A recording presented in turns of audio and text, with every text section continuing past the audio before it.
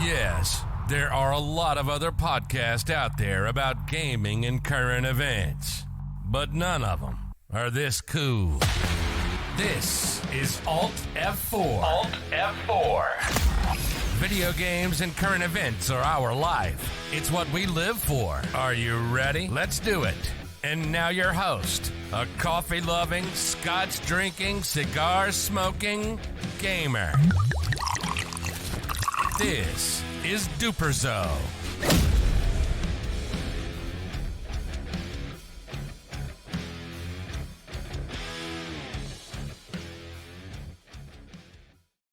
Whoa, welcome everybody. It is the Alt F4 podcast. We're in growing pains the last couple months trying to get episodes out, but they are slowly but surely happening. I am here with my friend RefutedFate, or Matthew, or otherwise known as RefutedFate. He is a streamer, a dreamer, and an all around just pop loving good guy. So am I. So love the intro. So basically, since I introduced you and told everything about you, go ahead and let everybody know kind of like, what you do, what you like. Hi, I'm Matt, RefutedFate. I'm a streamer. I'm a dreamer. I stream every day of the week except for weekends pretty much. Sometimes I do that too. I'm an idiot. Come check me out if you want. Yeah, and what's your plug? RefutedFate at YouTube or Twitch. Probably YouTube. If you're Central Time, it is 4 p.m. Pacific. It's 2, right? Yeah. Yeah. And then 2 if you're p.m. every day of the week. And then if you're on the worst coast, East Coast, it's 5 p.m. because you slackers have to be 3 hours ahead of everybody.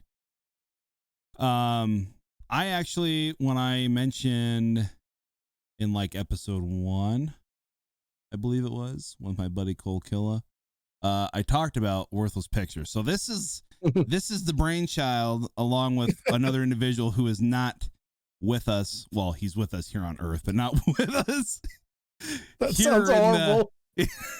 In our makeshift studios. His name's James, but or Nuclear Zero. But Matt pretty much ran all of Worthless Pictures, and then it just got way too convoluted. Nobody was helping. I take ownership in that too. It ran us into the ground. Mentally, physically, it was a bad time. It was great, and I think the content we were making was amazing. Mm-hmm. But I think we were doing too much. We were doing a video every day. Were we doing the podcast every day? We're doing a video every day. We're doing the podcast every like Saturday or something. That's right. Or Yeah, Friday. yeah. But we were doing a video like every day. And oh my God. Or maybe it was Monday, Tuesday, Wednesday.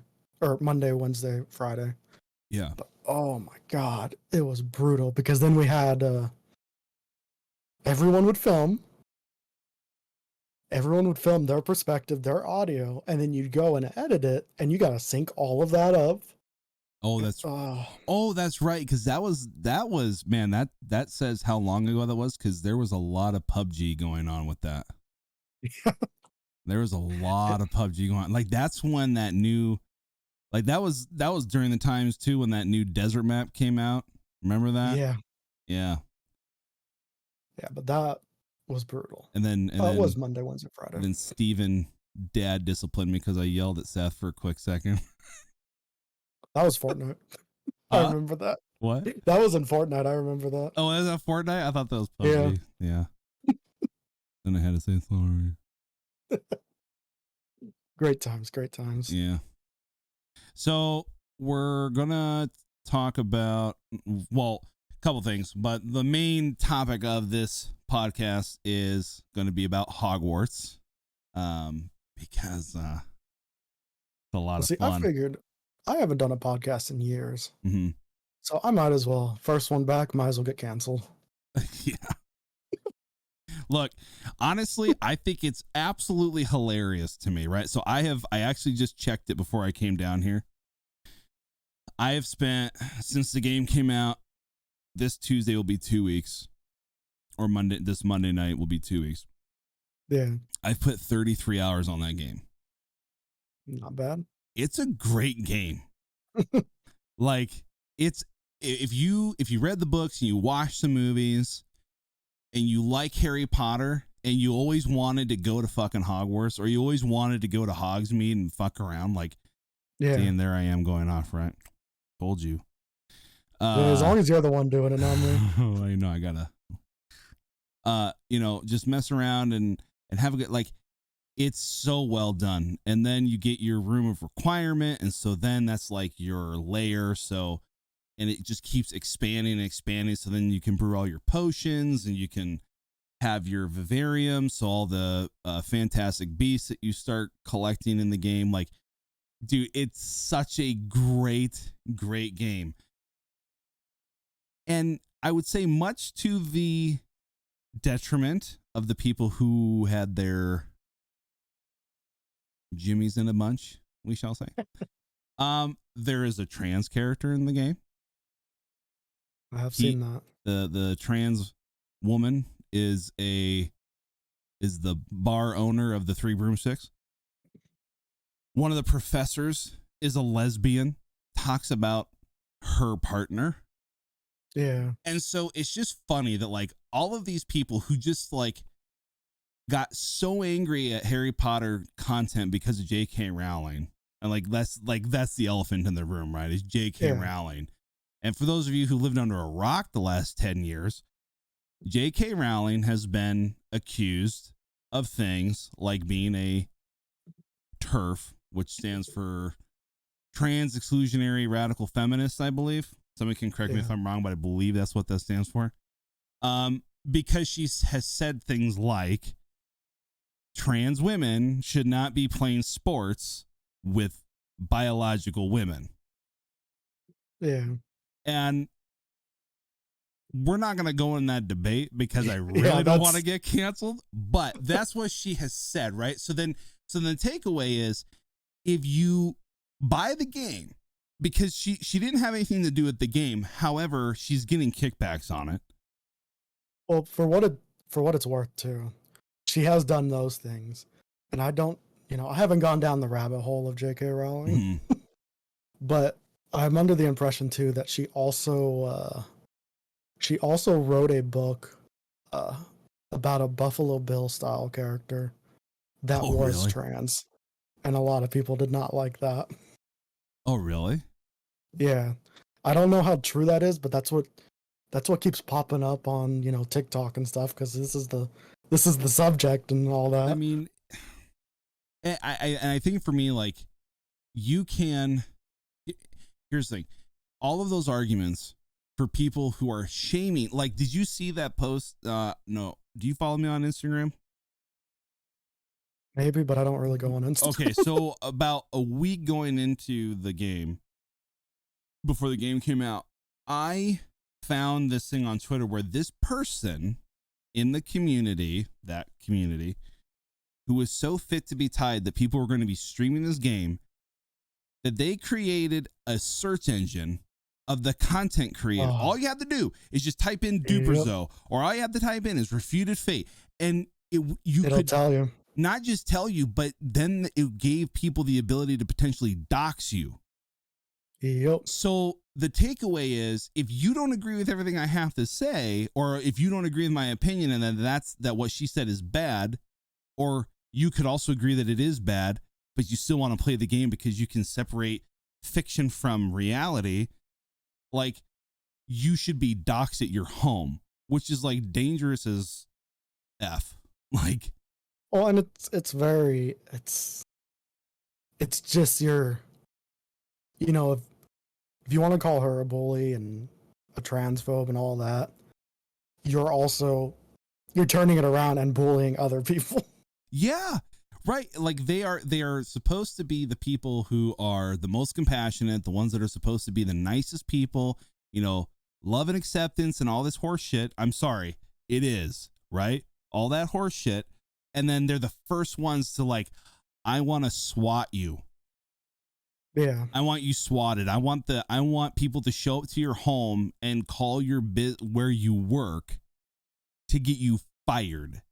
It's like, that's a pretty far stretch just because somebody wants to play a video game. And the funny thing is, I have a lot of friends who do not agree with me or agree with J.K. Rowling. And I'm not suggesting I agree with everything she said. I'm just saying, when I've had conversations with friends who tend to be in that camp, I have a friend who's trans who's playing the damn game.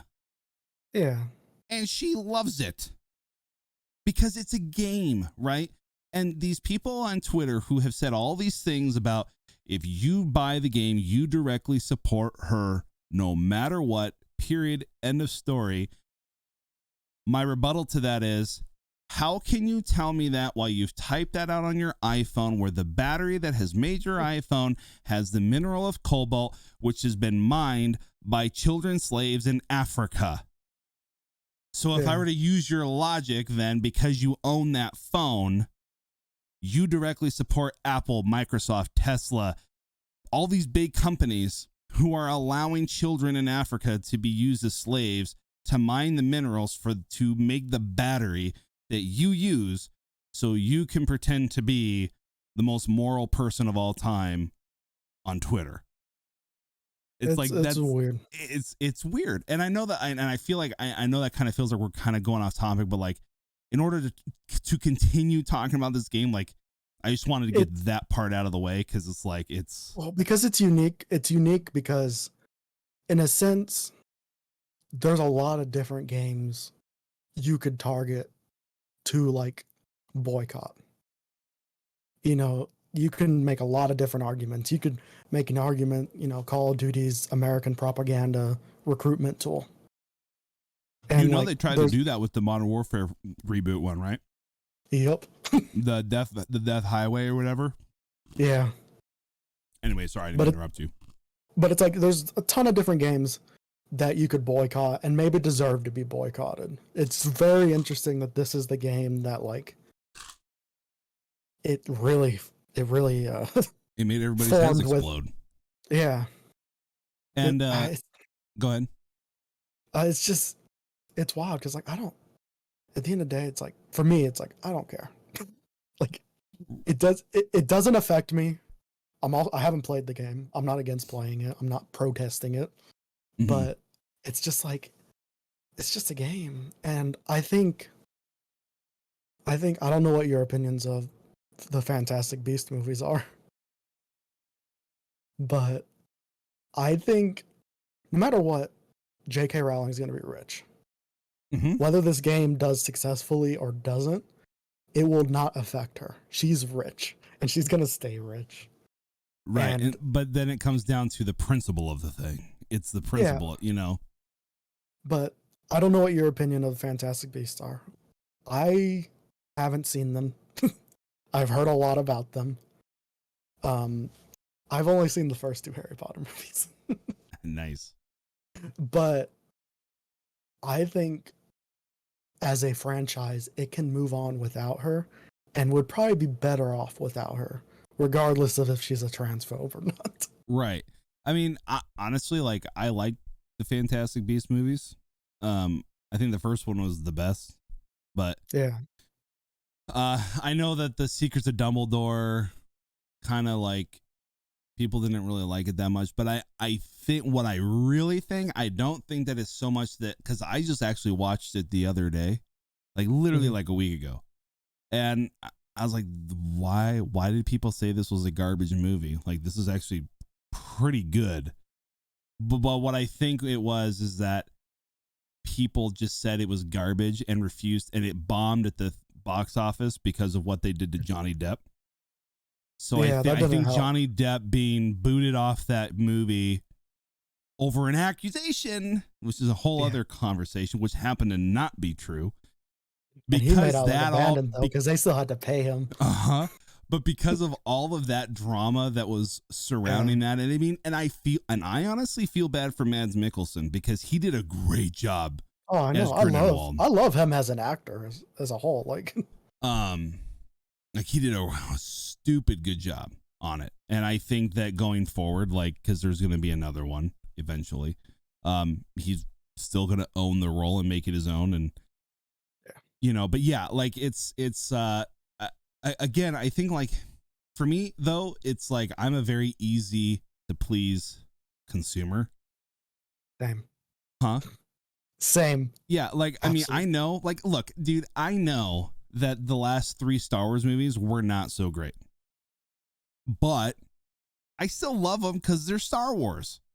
Yeah, see, that's the thing is like, that's why I agree with you. Like, I'm easy to please too, because I agree the last 3 were not great either. But I'm unbothered by things. Yeah. Like, but I think that's a good comparison. Inadvertently, that's a good comparison. Because at least from what everything I've heard about Fantastic Beasts, is kind of the same problem Star Wars had. Mm-hmm. They didn't know where to go. Every movie was kind of like going in a different direction. Yeah. And then when they got to the 3rd movie, they just went somewhere completely different. Yeah. Yeah. And like, I know that like Book of Boba Fett was lackluster for some. It was lackluster for me with design choices of like, you know, the Whoville mopeds, but like, That was so. but It wasn't still, but hold on, but still though, you tell me any better sci-fi cinematic shooting when he finally gets Slave One out and they're flying through that canyon. Yeah. And he's just, I mean, dude, I mean, that was like top notch. So like when people are like, oh, there's such a low quality production, I'm like, are you dumb? Like, it's a, like, I loved it only because it's Boba Fett. I enjoyed it. I enjoyed it a lot. My issue wasn't the space mopeds, even though it's hilarious. It was the scene itself on how slow they were actually going. They could make it go as fast or as slow as they wanted, but they were just kind of like, yeah, it's like, why is Cyberpunk 2077 in my Star Wars with all those body mods? But because I don't disagree. We're really getting off topic, but I gotta get it out. It's good. I don't disagree that there would be people like that in the Star Wars universe that are all about modding themselves. Why wouldn't you? True. Like if you could have normal eyes or eyes that can see 30,000 miles away. I mean, you're actually, now that I think about it, now that I said that, like, you're not wrong. Because I mean, like, Darth Vader is essentially that. Yeah. And if you played SWTOR, like, you can create a full like cyborg tune for like, your I don't want every Star Wars character to look like that, but it's like I see why people like that would exist. Right. Yeah. And just like I loved Obi-Wan Kenobi. I mean, I adored. I mean, dude, like my sister pissed me off so much because she was like, the acting was horrible. I was like, are you out of your mind? Are you dumb? Like you woke up and drank stupid today. I loved Obi-Wan. And for everything it did wrong, it doesn't matter because it made up for it in that last episode, that last scene, that fight. Ooh, oh yeah. Ooh, with the helmet broken. Yeah. And it's like doing the double talk. Mm-hmm. But like, and then, you know, Andor is amazing. That's like probably besides Rogue One, that is probably one of the best Star Wars pieces of art. I mean, and I should say the Mandalorian too, like, but I don't think like that has to be said. Like the Mandalorian is just like, I mean, Mandalorian's amazing. Oh God. The Mandalorian's amazing. If you want to go Disney-owned Star Wars though, I think Andor's the best thing they've put out. Yeah. I think Rogue One's amazing, and I think Mandalorian's up there with it. But Andor was the best thing they put out. Yeah, I agree wholeheartedly, man. Like they just, and so it's one of those things where it's like if James Filoni, I think that's how you say his name, and Favreau, I've never heard his name, and if Favreau can continue doing more of that, and more of what is making Mandalorian a success, and Obi-Wan, and just combine all of that into Andor, like keep the keys. just well, I guess my last bit of note, because we should probably jump back to our original topic. Hey, here's the thing. Really, side note though, I don't want you to think that like, yeah, we're talking about Hogwarts, but like we're just talking about video games and entertainment and things like that. So it's fine. It's not a big deal. I think, once again, I loved Obi-Wan. I think the greatness about the reason Andor is so much better, Andor was made to be a TV show. Mm-hmm. Obi-Wan could have been a movie. Yes. it wasn't made to be necessarily episodic. Andor did episodic perfectly. Yeah. I mean, and as you're seeing, I think to go down a whole other rabbit hole for a quick second, that's what you're seeing with The Last of Us. Like, dude, so good. The fact that for the first time since we have been born, the very first adaptation of a video game into a live action film, TV series, whatever, it is pure perfection every single episode. Yep. And even the things that they had to change make sense. Like, guys, it doesn't make sense that spores just cohabitate in an open area. It's a spore. It would scatter. It makes sense for a video game because it's a hard point in the game that doesn't translate to real life. It's a hard point during the game, but then also, you know, you had all the articles before the show even came out that were trying to, like, I feel like they were trying to bait you because you had all the articles. The Last of Us TV show is getting rid of the spores for tendrils. And as a title, that kind of pisses you off. It's like, what do you mean tendrils? What is... But then you see it in the show and it's like, that's amazing. And that's really good. And that apparently fucking fungi actually worked that way. Yeah. Like, they actually broke down the science to that. Like, you can literally touch like a pad in the forest and like 20 miles away, it'll send its underground receptors to that other pad and it knows. Like, that's spooky as crap, man. Like that. I did not know that.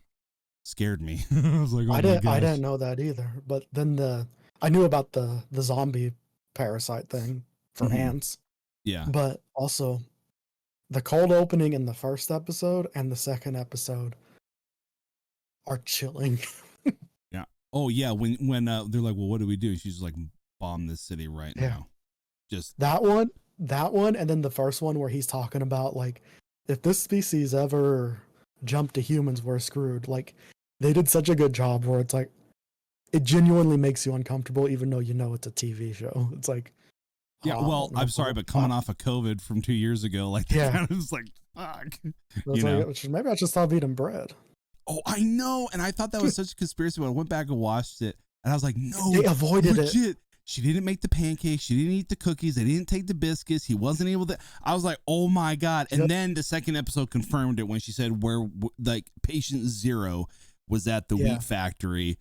And I was like, oh my God, it actually went through the flour. Like, that's insane. And then, though, I will say, though, the one thing that I got that kind of made me go, not that you would never not ever eat bread again, but like then 3 episodes in, freaking Ellie's eating a sandwich made out of bread that Marlene made for her. Like, you know what I mean? Like, I was like, come on. In the episode, is it that episode or the next? It's the next episode. It's the Bill episode where he says they don't know definitively that was for what it was from either. Well, that's true. But I'm saying, like, if you don't know definitively, I'd never eat bread again. Yeah. That would be like, it's like, here, you know, it's funny because some people would be like, well, that, you know, that'll be like, well, really? So let's actually put your money where your mouth is. Here is a needle that we don't know if it has an HIV on it. Yeah. But here, stick yourself with it. We don't know definitively if you'll get it or not, but are you willing to take that chance? I am not. Hell no. Even if you try to farm, like, you could be like, okay, this area has no spores or anything, but it's like you have these plant things that go for miles under the ground. All it takes is it goes under the ground into your little wheat farm. Yeah, and they showed that perfectly at the Capitol building when they stepped on that. Yeah. And then it woke them all up. I was like, oh. Now, I will say, like, I get that they had to do it that way when not have, like, in the game where Tess gets killed by bandits. But, like, did they really have to make out with her? Like, I was like, dude, like that. She's like, it was weird. It's like, oh, fuck, dude. It was weird, but then I saw their explanation for it, and it was good enough for me. What was it? Because they said that with the ants, it doesn't make the ants aggressive. They just want to spread it. And so since it's the same way in humans, it doesn't actually make the humans aggressive unless you fight them. Oh, so because she just stood there. Yeah, that's just why calmly, he didn't attack her. He just wanted to. Because she just took it. Okay, that's so since she didn't resist, right? It's a pretty good answer. Yeah. Okay, I can see that. Like if you just let them infect you, they won't maul you. They won't tear you to death. Yeah. And I was like, that's pretty solid. And I'm glad that you made reference to the Bill episode.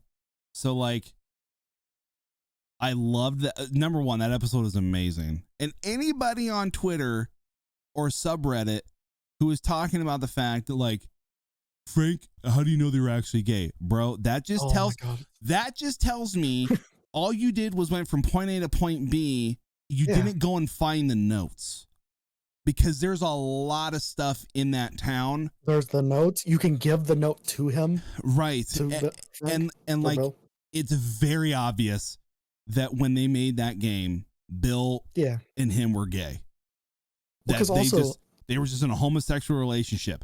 And so I liked that episode because I kind of wanted to know who Frank was. Yeah. From that. So it's kind of nice. Like they tell us really nice story. But the one thing that made me upset is that they killed Bill off too.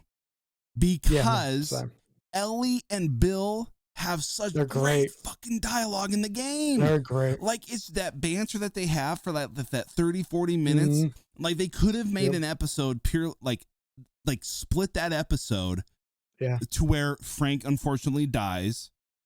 And then, Bill's this angry, begrudging guy because the only person who's ever loved in his life besides his mother is dead. And then Ellie and him just, Yeah. But whatever. I mean, I get it, but like that really bummed me out. I was like, dude, really? Like I was half expecting when they walked into the house, I was half expecting that like Bill was still alive. Like he didn't actually die. Because they just showed up the day later. I thought for sure it was gonna be like the overdose didn't take pretty much. Right. But then when he said enough to kill a horse, I was like, well, they're not going to do that then. Yeah. And you know what made me mad is like, I don't think it's any secret, especially to people who've been paying attention to this podcast or me as a content creator for, oh my God, next year will be 10 years. Shit. Jeez. Like I do tend to be more conservative, but I'm not an idiot. Right. Yeah. So like I do like, I have no shame about it. I do subscribe to the Daily Wire, but the thing that made me mad was that like, guys like Ben Shapiro, right, are talking about how they can't leave video games alone. They had to make it. It's like, dude, you guys, okay, that just tells me that, again, it's not some hidden agenda. Like these characters were gay in a video game from 10 years ago. That's the thing. Like Bill is one of my favorite characters from that game. And I've known he was gay since playing that game. I mean, even, obviously you have all the notes. You have the, in his church base, there's the magazines just sitting there. Uh-huh. He doesn't have Playboy sitting there. Mm-hmm.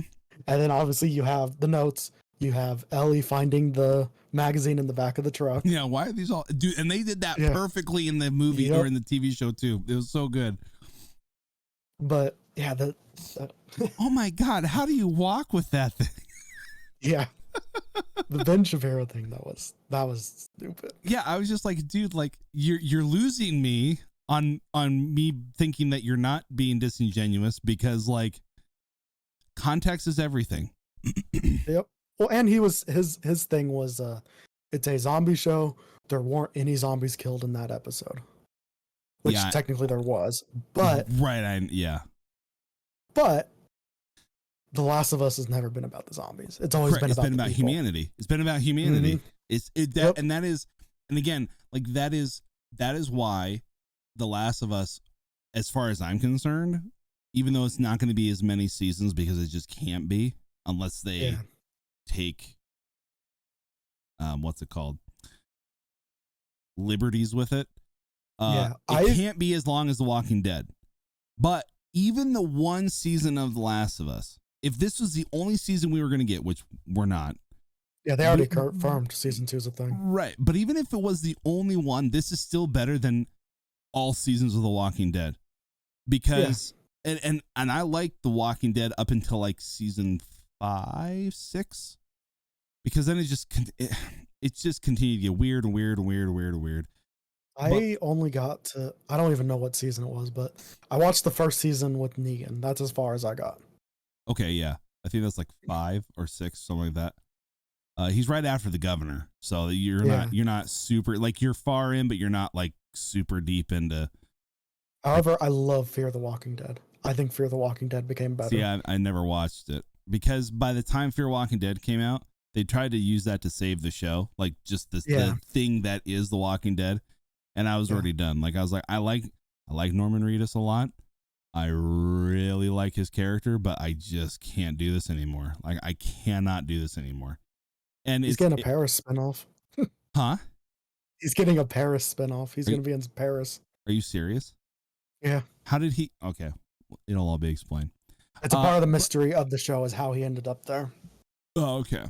So, but anyway, like that's been the beautiful thing about the video game is that it told a story of like what humans are capable of when really bad things happen. And I love that, like, and those of us who have been fans of Naughty Dog for a long time know that Neil Druckmann does this. Yeah. And he even said it at the end of one of those episodes. I forget which one it was, but he likes to humanize villains. Yeah. And well, he also likes to play in gray. Right. He blurs the lines of what is truly a villain because you know that if we were watching it and Kathleen and her group were the main characters, Joel and Ellie would be our enemies. And we would be like, yeah, F those two. What are they doing there? You know? And also like she had a reason to be so angry. Yeah, but she lost me when she said like kids should die. Like when she said about William, I was like, oh, you bitch. No, she went too far there. Like the fact that little kid, and that was so awesome. Yeah. The little kid zombie ripped her face off. Like that was so great. Like I was so happy when that happened.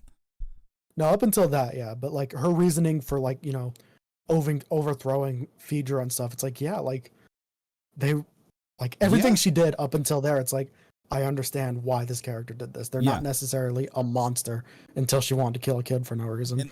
And they also show though, and again, Joel says this in the video game, like when Ellie says, "How did you know that man didn't need help? How did you know that this was an ambush?" And he says, "Because I've been on the other side of this," which says that Joel has done things that in our minds would make him a bad person. So, but we like Joel because of what we're going through right now. Like we like him, but like Joel is also capable of doing some really horrific shit during this horrific event in mankind. I saw a tweet, and it's my favorite tweet about Joel as a whole. Is Joel is an amazing father and a horrible person. Yeah. He's an amazing father, but he's not a good person. Yeah. And you know what? Fun fact, you can actually be both. Yeah. Honestly, I mean, like you could be an amazing son, an amazing to your family, but just be a bad person. Like, let's be honest, Hitler was a pretty chill dude with his friends. Like, you know, like his family, like you think that man hated his mom? No. You know what I mean? Yeah. But he was a horrific fucking person who did evil things. So, you know, look at Lord Voldemort. So that was my segue back into Hogwarts. Great segue. He should not be named. Yeah. So now that we've come full circle, we'll put a timestamp. Yeah. No, and again, like I love it. Like the premise is more of just with Hogwarts, that's really all I had to talk about, and then also Game of the Year. But again, like when Miguel and I have done this, it's always been just kind of shooting the shit. So it's like I said, I didn't come prepared. I tried to be.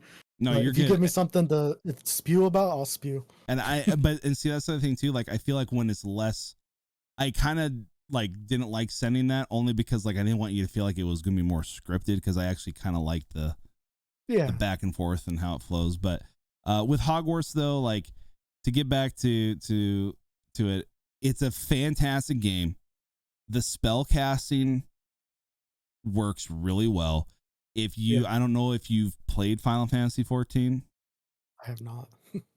So the controls for spellcasting on Final Fantasy 14 with the controller is very similar to what they did with Hogwarts.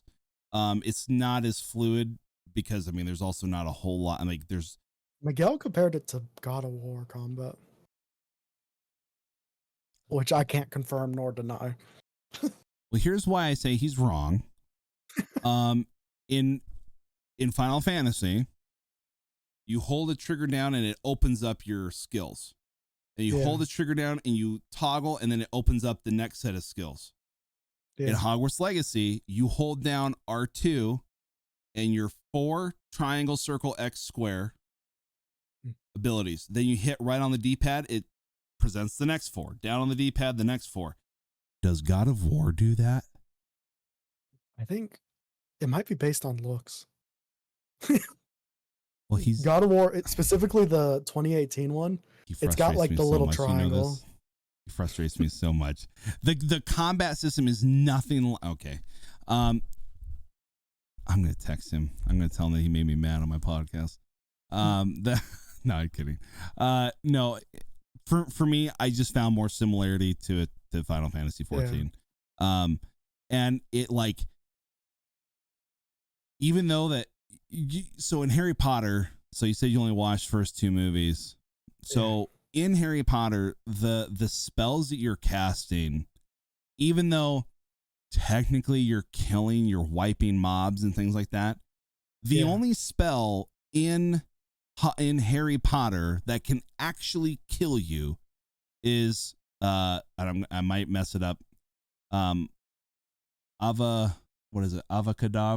Avada. It sounds like abracadabra. Like Avada Kedavra or something like that. It's I'm sorry, I'm messing that word up right now. But that's the only one that is the kill curse.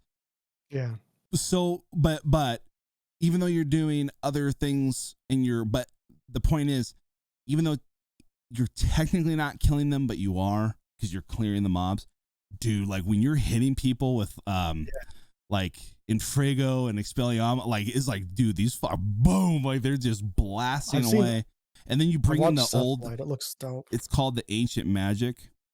And you like hold it down, and there's a couple different things that the character will do, but one of the kill, what do they call it? Final kills or whatever. Kind of like in Mortal Kombat, well, finish him, you know. Is he like You'll take your wand up and you'll go, well, bam, well, bam, well. You just see this body going, douche, douche, douche, whoom, and he like whips him across the world. And it's I got a TikTok for you. That's that exact thing. It's amazing. It's great. And dude, like they did Hogwarts Castle so great. Like it looks amazing. I literally have just, out of that 33 hours, I have probably spent a good maybe 6 of it in total, maybe 7, just running around the castle finding things, because it's so well done. I've been watching Seth play it, and the way he put it, and obviously maybe it could change, but he said there is not a fake door in Hogwarts.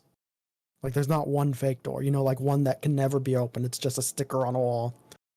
He said there's he said there's doors that are locked, but like you can get to them eventually.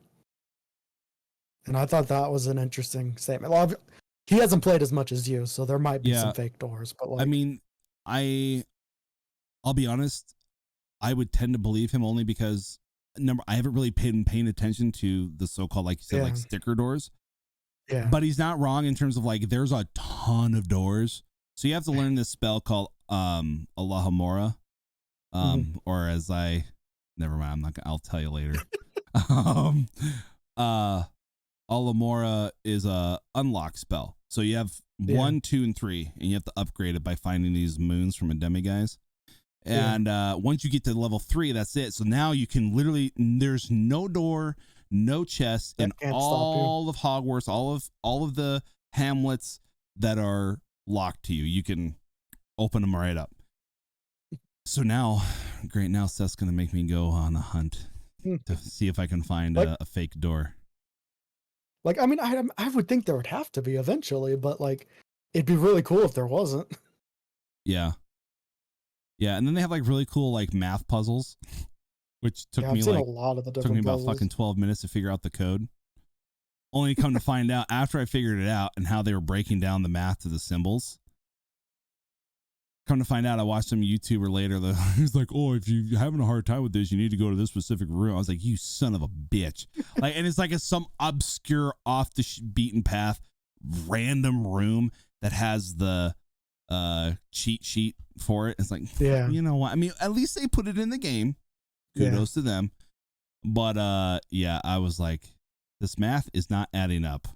How do I get this to work? Oh, it's offset by a number. So instead of it going 1, 2, 3, 4, 5, 6, 7, 8, 9, 10, it goes 0, 1, 2, 3, 4, 5, 6, 7, 8, 9. And then once I started, I was like, oh shit, okay, cool. In, you know. As a streamer, you know what terrifies me? Streaming games with puzzles. I'm like, I don't want people to see how dumb I am. It's so easy, like when you're the viewer, to be like, it's right there. Oh, you just walked right by dude. it. You just walked right by it. Do you know how many times? That's like in anything. Like when I've gone back and watched VODs of me playing Warzone. Yeah. I've been killed by people who, while I'm in the moment, I never saw their body come up over a wall and aim down. But then, and I'm like, oh, that's fucking bullshit, you know. And then I go back and watch, like, holy shit, you had like 10 seconds. He was up there, and he's in. Yeah. I mean, he's literally as big as a flagpole, just standing there, and I'm just loot, you know, just not paying attention.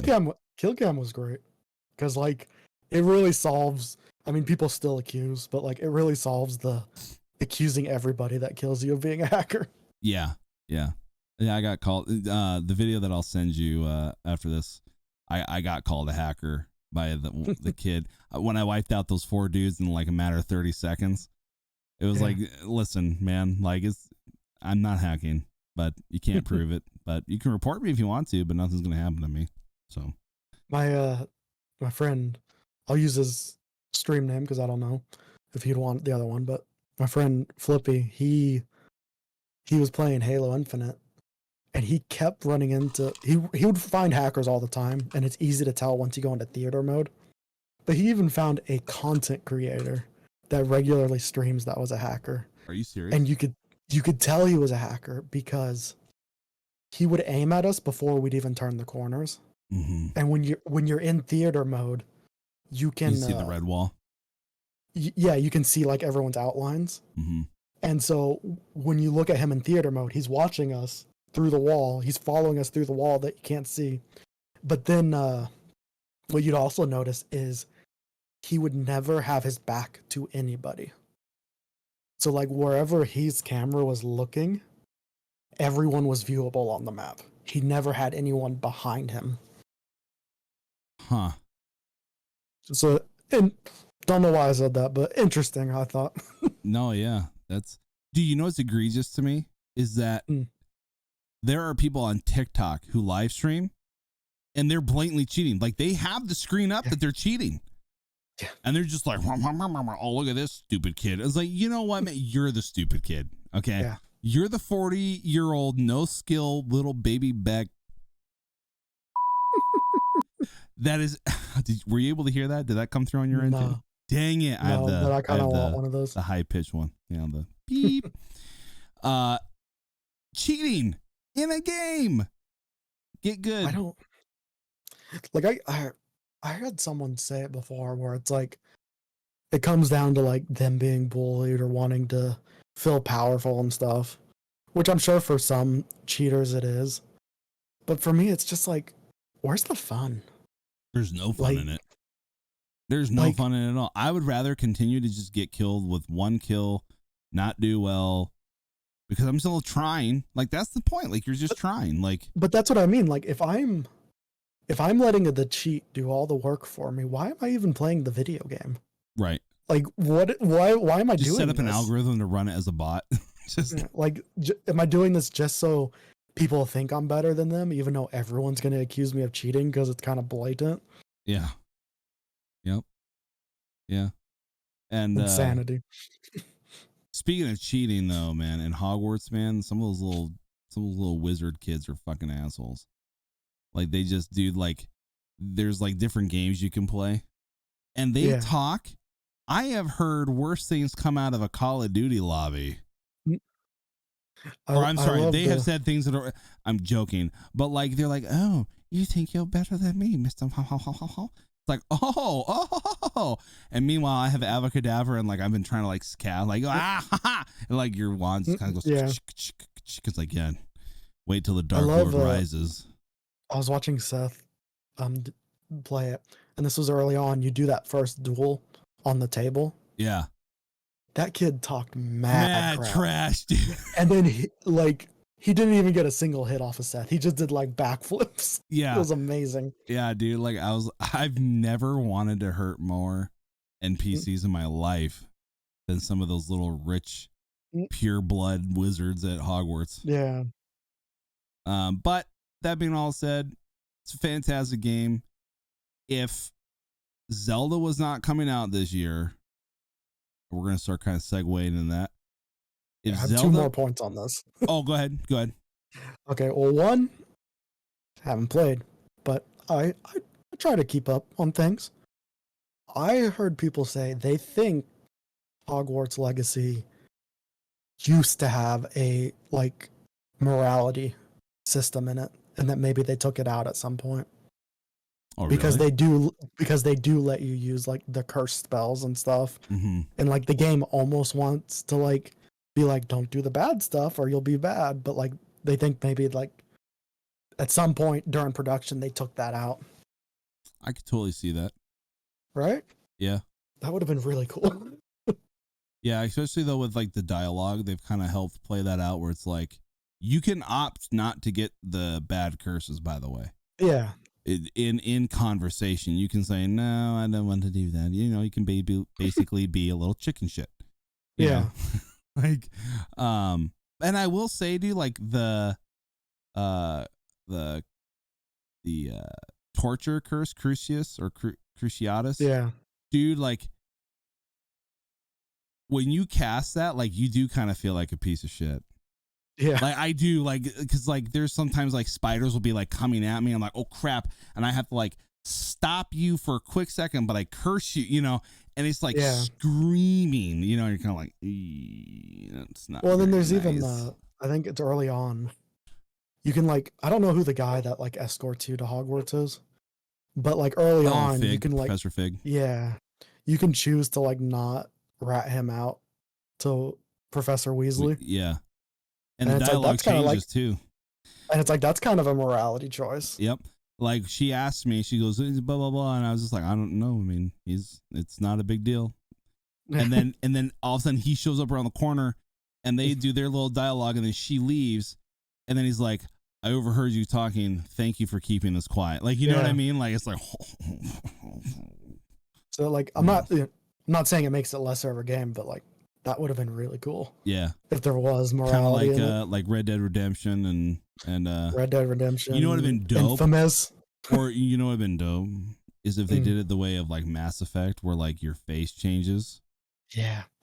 Or even in like, you know, SWTOR when you become full Sith and your eyes and the veins or it's like if you start doing like the dark art stuff, like you just start like your nose gets shaved off and the boy who lived. My guy was in freaking Star Wars. I was a Sith pureblood. I was the Sith race. And I chose, like, I literally went out of my way to be pure evil. Yeah. I maxed out that evil morality. My dude looked like plague walking around. Like a demon. He went from deep red to pale red with dark black under his eyes. Yeah, and their eyes are like bright orange reddish color. It's scary. Like, because my character, I always do kind of like, wow, I look bald and, you know, like hazel green eyes, you know, and all of a sudden I was like, why are my eye? Oh, they're changing because I'm like being naughty, you know.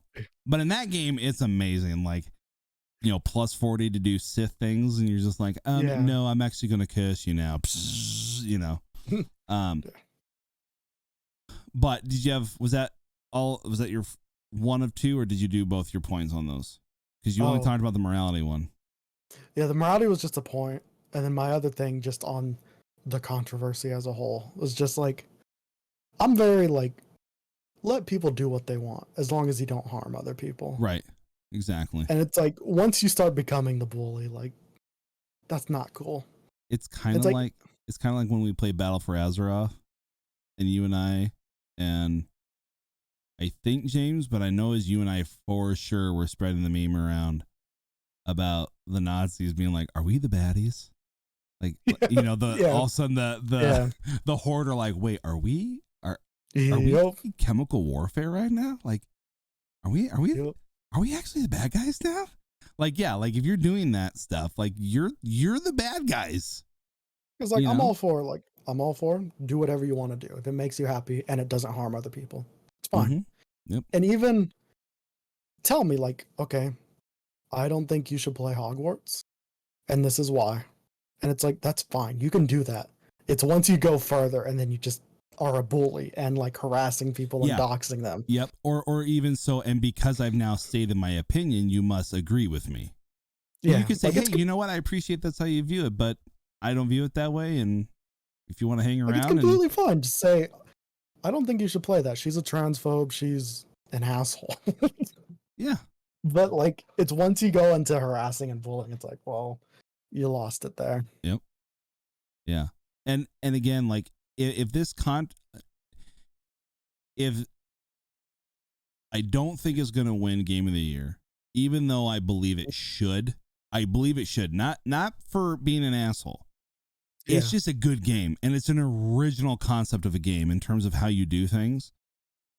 And when all those made by Avalanche, right? Huh? Made by Avalanche, right? And Portkey, yeah, published in WB Games. Yeah, I love Avalanche though; they make great games. And it's like they deserve accolades, and I know that they will not go out of the Game of the Year award ceremonies unscathed. Like they will have some awards. I could totally see artistic, yes. What's the other one? Oh my gosh, the music, like, you know what I mean? Like some of the more creative stuff. But I think that the J.K. Rowling stuff is just, especially when it comes to who controls the Game Awards, like, they're going to appease the 1% of people who are upset about this. Well, that's the thing. Like, even if it's deserving of those things, I don't think we'll see it much at the Game Awards because of how the Game Awards work and how freaking Keeley operates. Well, but then that's a shame, because then he needs to be careful how much he's posting about it on Twitter, because he's been posting a lot of stuff about it in the positive light. Yeah, not over the. I would say the same as any new AAA game that comes out. Okay. Yeah. And that's promising, especially with the fact that all of the critics, like IGN, all of like game, like everybody is like 9 out of 10, 4.5 out of 5. It's, if those don't account for something for them not to even really be seen at the Game Awards, then you know that it's rigged. Yeah. 100. And I'm not saying they doesn't have to win it. I'm just saying if they're not even going to showcase it or even mention it really, then it's rigged. And 100% it is. And I will say this, even if the J.K. Rowling stuff was not going on, the fact that it released in the same year as Tears of Kingdom, there is no way. I'm sorry, I don't care what game comes out this year, Zelda is winning the Game of the Year award. 100%. There is no way that game does not win. Where is it? There's some tough competition this year. Obviously, we have the groundbreaking Forspoken. We don't speak about Forspoken. But yeah, what no, a crap. Sorry, I'll be honest. I didn't buy it. I played the demo. I played it for like 20 minutes and I was done. I never played the demo. When they first announced it, I was like, "This looks awesome."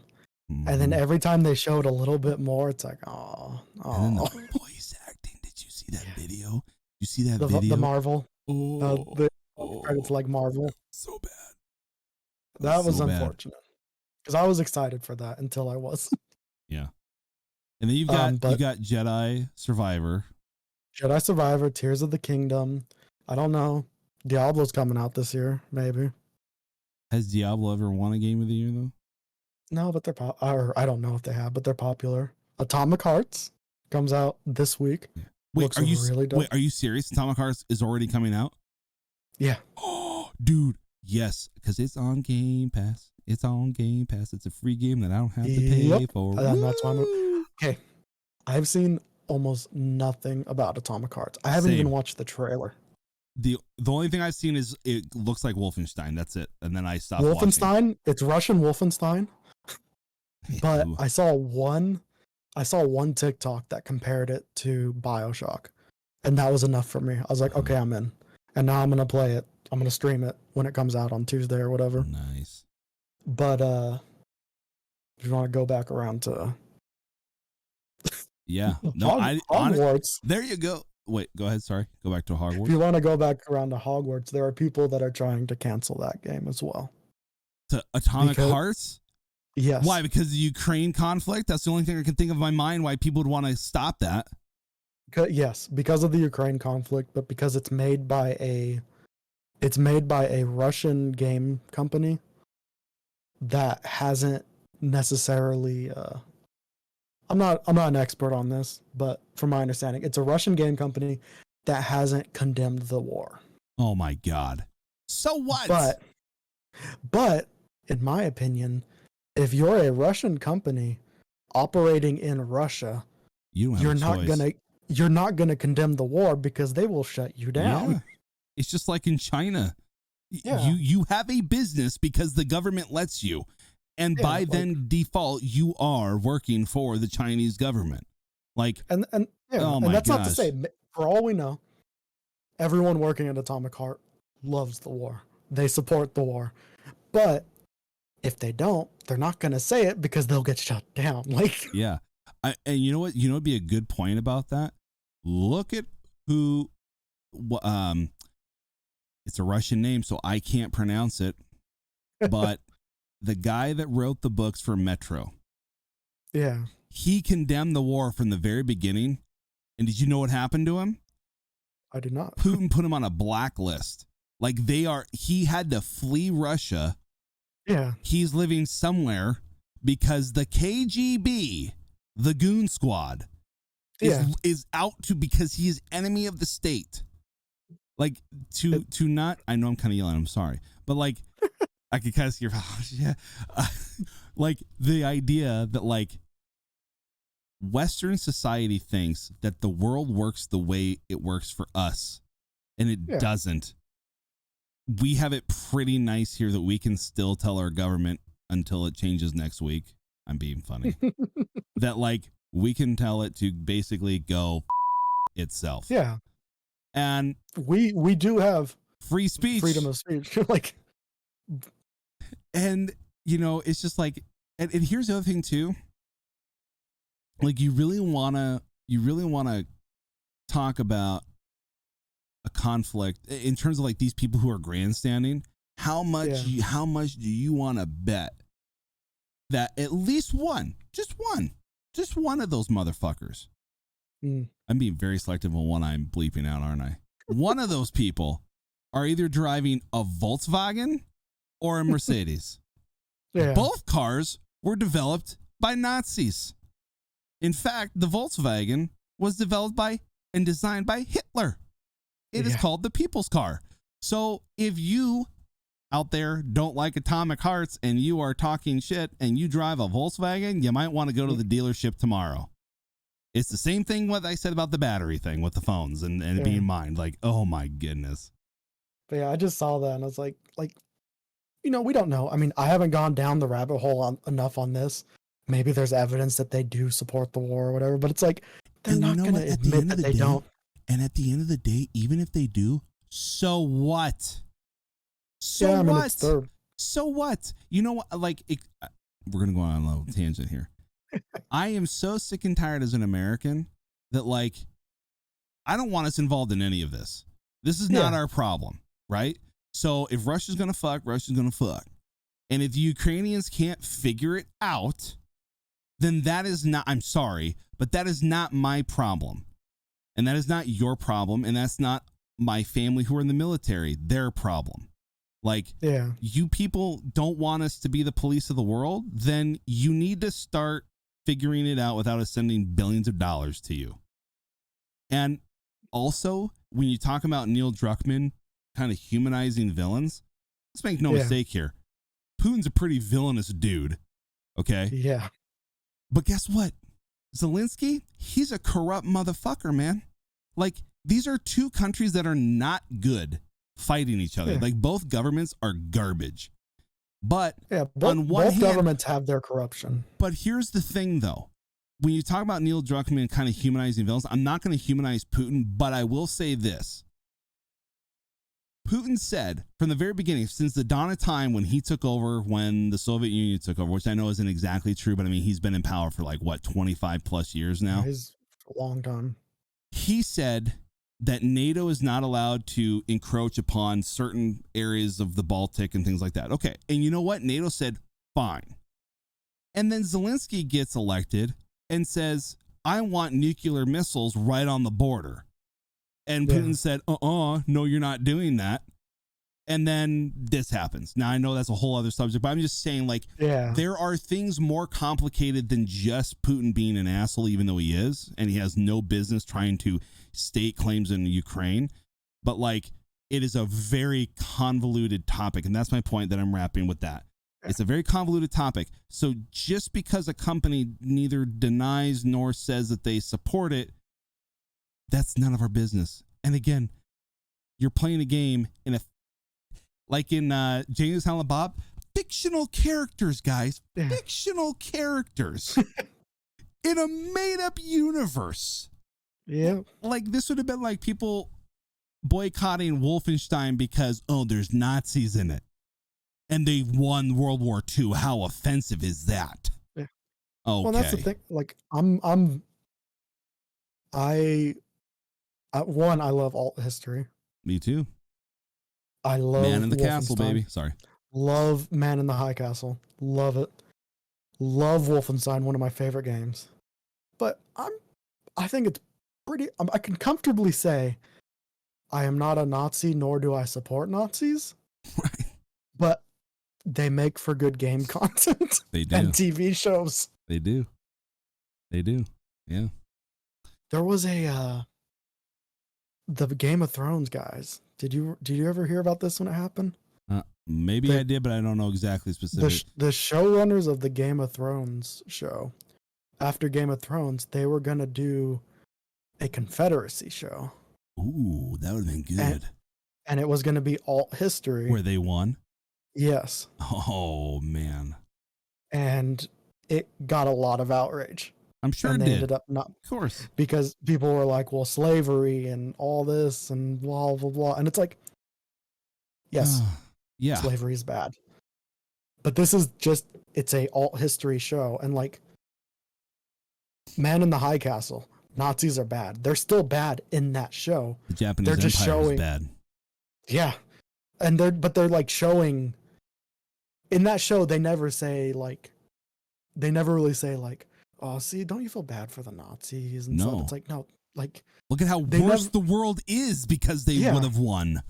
Like, and look at how worse America would have been if the Confederacy had won. Exactly. Like, oh my God. Like if that show came out and then it was like, look at how good America could have been. then I'd be like, okay, why Yeah. you make this? This is kind of weird. Let's pump the hate brakes there, pumpkin. Yeah. But you know what's funny about all that crap, man? I should say it's funny. Let me choose my words very carefully. In 2018, I went to DC and I did the whole monument thing, right? And I'll tell you what, man, like going to Ford's Theater and the museum underneath the theater, it's still a working theater where Lincoln was shot. Yeah. And the pistol is there, and like just going through the theater, seeing the booth is still there, like it's all original, and then and then walking the Washington Strip down to the Lincoln Memorial. It's a very emotional thing. Like not a lot of stuff gets me emotional, but that kind of stuff does, and like anything with kids now that I'm a dad, right? Makes sense. And then we went to Arlington Cemetery and we did the tour, and we got on this little tram, and there was like a guide, you know, like he would do like on this end, this is where James Lee Jr. the fourth, you know. And we made a stop, and then we got to get out, and then something happened that's not gonna, it just kind of tells us where we're at with society, and this is all gonna make sense. Okay. We get off, dude, and there is a military funeral going on. And I mean like horse carriage, like carrying the casket, soldiers doing the walk. Yeah. Myself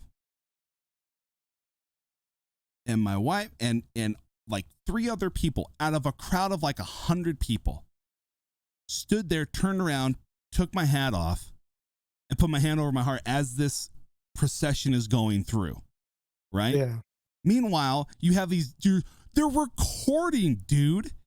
And the guy had to come up to some people and be like, you need to stop doing that. That's not a fake thing. Like this is an actual, like, this dude died.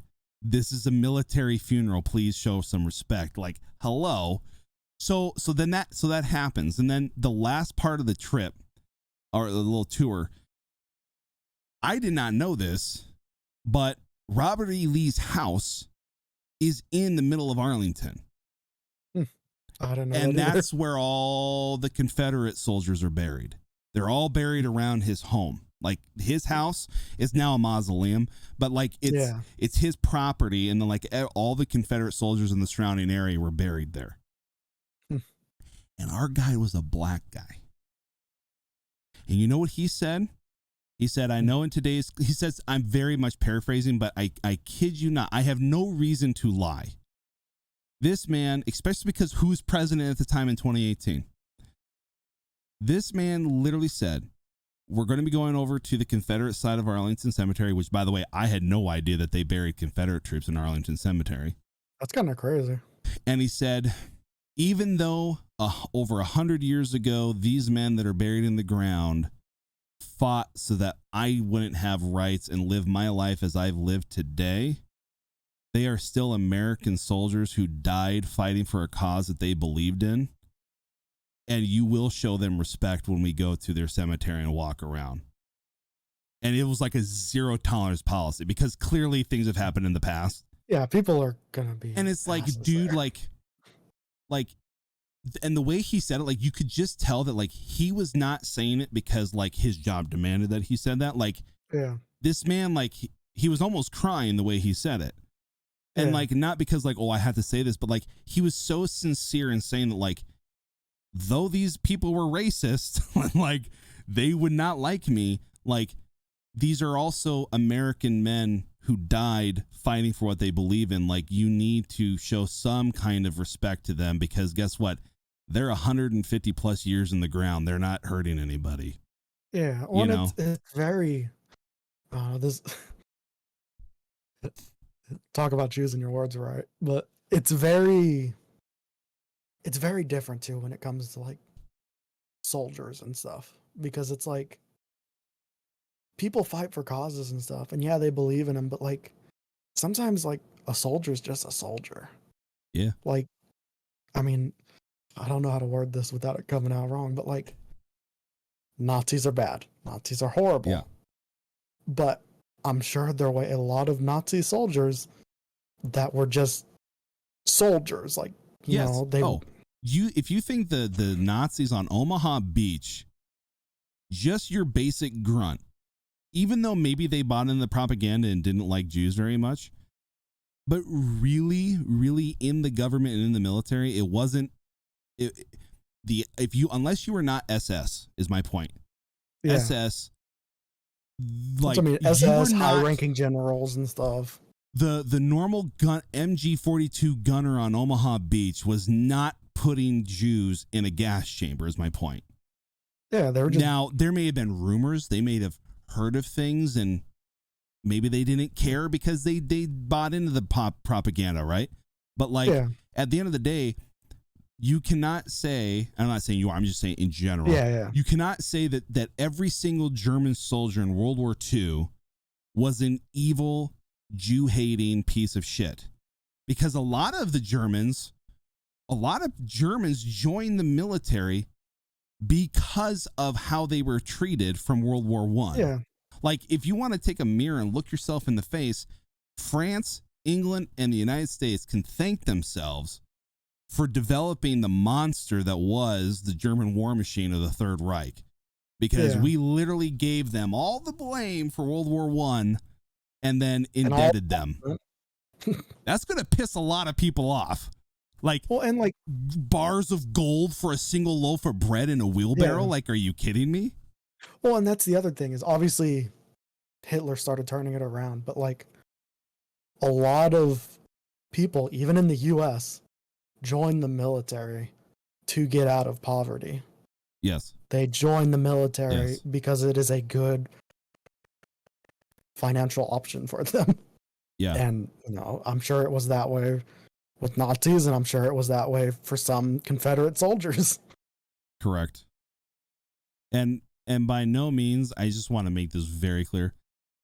By no means are we making any excuses for Nazi behavior. Yeah, no. Okay. No. Not at all. We're just simply saying that, like, unless you are if you're following orders to kill the enemy who's coming off of a U-boat or off of a U-boat, the amphibious vehicles that the Americans used, there's following orders like that, and then there's following orders that the SS guards who were just privates. You can say that you drank yourself into a stupor, which a lot of them did. A lot of them were actually, and no, seriously, like the SS doctors actually prescribed them drugs to make them dull to what they were doing because they were literally asking a human being to do unthinkable things. But at the end of the day, at some point you need to say, come on, man, like, really? Like, really? I mean, the same thing applies to even right now with Russia and Ukraine. There are Russian soldiers that don't want to be in Ukraine, and they were either, drafted and forced, or they were already in the military. And isn't it funny that the soldiers who've been conscripted have no oligarch ties? Did you know that? I did not know that, but all it does of the not Russian surprise men me. have no ties to oligarchs, but the oligarchs that are supporting and backing Russia monetarily and supporting Putin don't have to worry about a thing. And the meat grinder that they are going through, it is World War I and World War II combined. What I mean by that is there are videos, like I've literally gone down the deep hole on the Ukraine stuff. Yeah. There are videos of Russians. I mean, dude, like the Ukrainians are kicking their ass. And because they're not trained. Like they're literally just saying, here's a gun, go. And that's the World War II side, For every man, there was a broom behind, and you just carried a broom. When the dude in front of you died, you picked up the gun and ran, and then they're basically doing that again.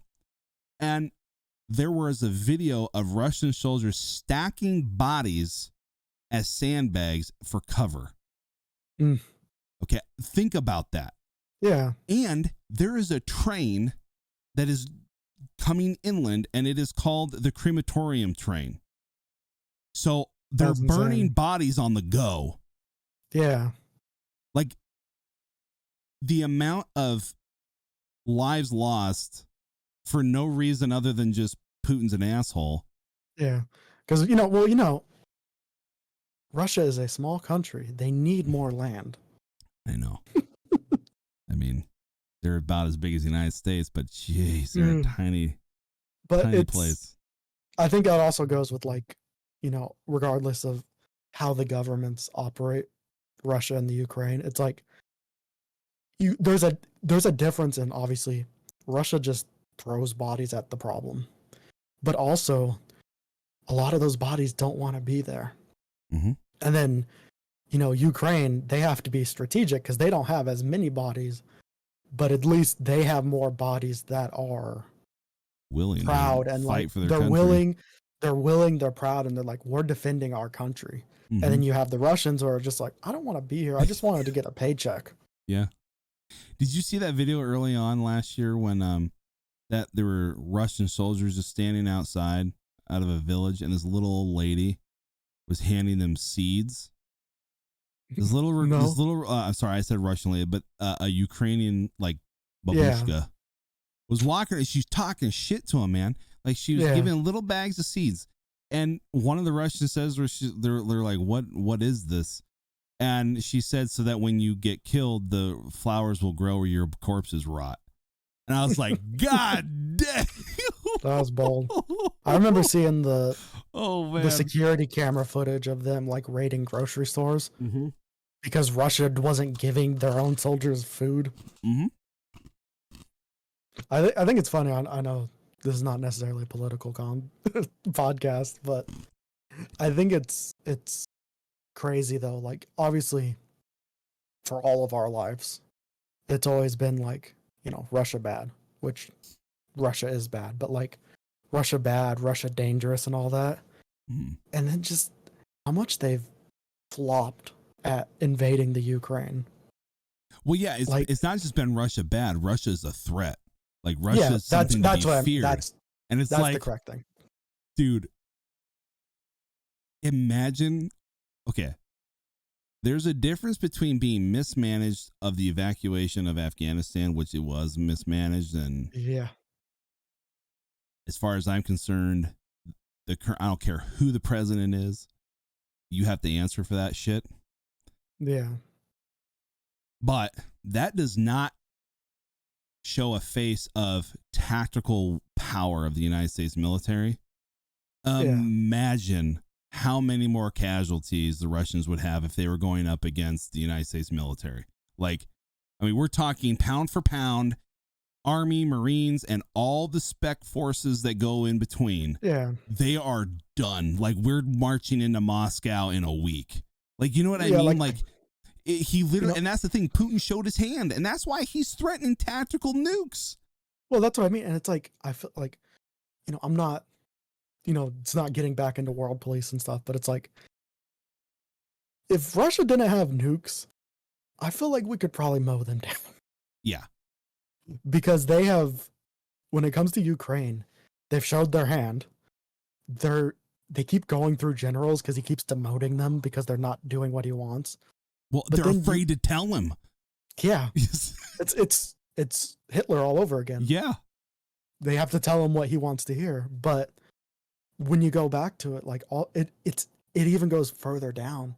It's not even just planning and strategicness of it. It's their tires are dry rotting and their equipment's breaking down, and like, yeah, they are literally insane. flying. And like some of the I forgot, Tim Pool was talking to him, but some investigative report was talking about how like the technology they even have in their AMRAAMs, and I think that's what they're called. They basically like troop transports that are armored. Okay. Yeah. They're like from the 80s. Like, this is what, and I'm sorry, but like, this is what happens when you have an anti-capitalistic society. I'm sorry, I'm going to say that, okay? Because everybody here in America wants to say, ooh, capitalism bad. Well, guess what? The reason why Russia's still stuck in the 80s is because of socialism, socialists into communism. Okay? Like, they don't have money for anything. And their only reason that they still have things is because there's a few wealthy people in their country who are doing what J.P. Morgan did in the 1800s to the U.S. government and bailing them out. Yeah. but they don't have money for. Why do you think when the Soviet Union fell, the Russians were like, "You want nuclear submarine? Do you want missiles? Do you want?" They gave everything out. MiG-24 airplanes? Yes. You want They had AK-47s? We've got $50, $10. They had the big yellow going out of business. So fine. Yeah. We have nuclear reactors slightly used.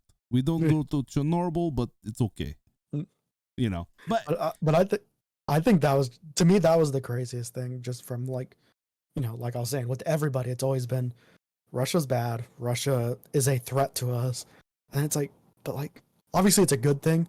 But it's like you can't even take over the Ukraine. Like, yeah, a country kind of crazy. Like that big, tiny. Yeah. I mean, shoot, look at them in the 80s, Afghanistan. They were entrenched in warfare with the Mujahideen for like 10 years. Now, granted, okay, you could say, okay, well, the CIA was like giving them money and guns and shit. But, which turned out funny in the long run. Yeah. but awkward. You know, they couldn't even, we get attacked. 2 buildings fall down, and I'm not downplaying 9/11. Okay, please, I'm not downplaying that horrific tragedy. I'm just trying to make it more lighthearted. 2 buildings fall down, and in less than a week, we own the whole fucking country. Yeah. Why? Because we J-damned the shit out of that area. Like we just, and we found out because I have a good friend of mine who is in the 2nd Ranger Battalion. Okay. 75th Ranger 2nd Battalion. He did 5 tours to Afghanistan. And what was going on is you have all these the thing that the Russians never figured out is that guess what? Afghanistan has been at war with itself for centuries. And you have the Sunnis and the Shiites hate each other. Same thing in Iraq, same thing we saw at the Ba'ath Party, but essentially as you would get they'd get these tips, right? Well, like, you know, that village has Taliban in it. Well, how do you know that? Because blah, blah, blah, blah, blah. Okay. So they go in, they wipe out the village. There's no, like, calm down, military-aged males, armed, bad people. Yeah. But they come to find, the military starts to find out that, like, we're basically acting as hitmen for the other side that's fighting this 1,000-year freaking feud. And so then we're like, no more. We're not doing that. You need to give us intel right now. Is this person legit? Yes or no? You know what I mean? So that's a whole other, but like, it's just funny. That's like, yeah, like they can't control a country, not even that makes up the size of Moscow, basically. Like, yeah, it's crazy.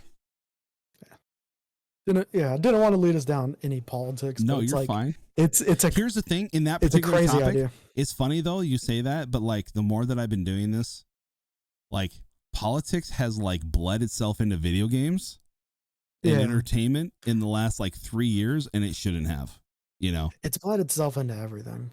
And so you can't really talk about, like, you were just talking, you just mentioned Atomic Hearts, and then it's like, oh, well, then this is happening. And then look at the rabbit hole we have to go down to see why anybody would be offended by anything to justify taking rid of a video game. Yeah.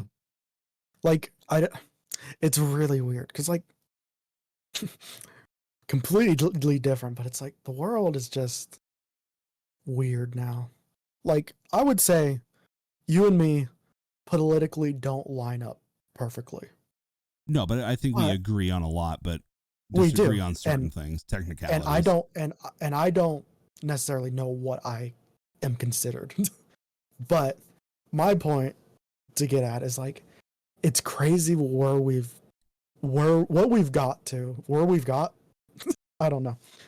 It's crazy where we are in the world, because it's like, in a lot of cases, I wouldn't even be talking to you in other people's situations. It's like, you know, like, well, we don't completely line up. We don't completely agree. So like, I don't want to talk to you because we are still in the mentality of that. Like, you don't put your whole persona behind an ideology or a political viewpoint. Yeah. You know what I mean? Yeah. It's like, I have like to that point, like, I am very conservative on a lot of things, but I'm also very what would be considered Democrat on a lot of things socially, right? Like, I'm a conservative Republican, but like, I don't think the government should be telling people what they can and cannot do with their own bodies. Yeah. So long as they're a consenting adult, I don't give a shit what you do. Right? I don't. Yeah. So obviously I'm talking about the trans thing. Yeah. I don't care. I don't care because I don't want the government telling me what to do. I want the government telling you what to do. Yeah. But what I don't want is, and what I don't want though is like me being forced or like a business being forced to comply with you because we disagree with you. And like, so for example, right, the baker in Colorado a few years back, he is well within his constitutional right as a private business owner to say, I'm not going to make a gay wedding cake because I don't agree with that messaging. But if you want any other cake, he even said, I will give you a blank sheet cake and I will make it and you can design it how you want. I'm sorry, that's not discriminating.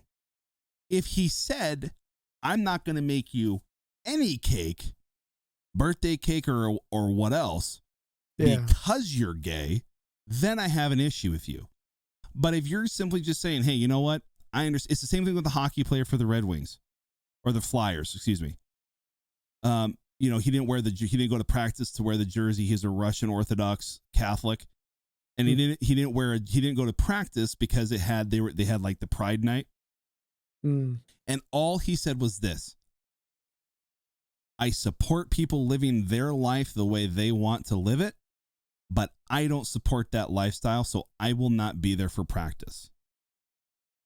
And people lost their minds over that. Yeah. And they're like, he doesn't think they should exist. He didn't say that. Nowhere did he say that.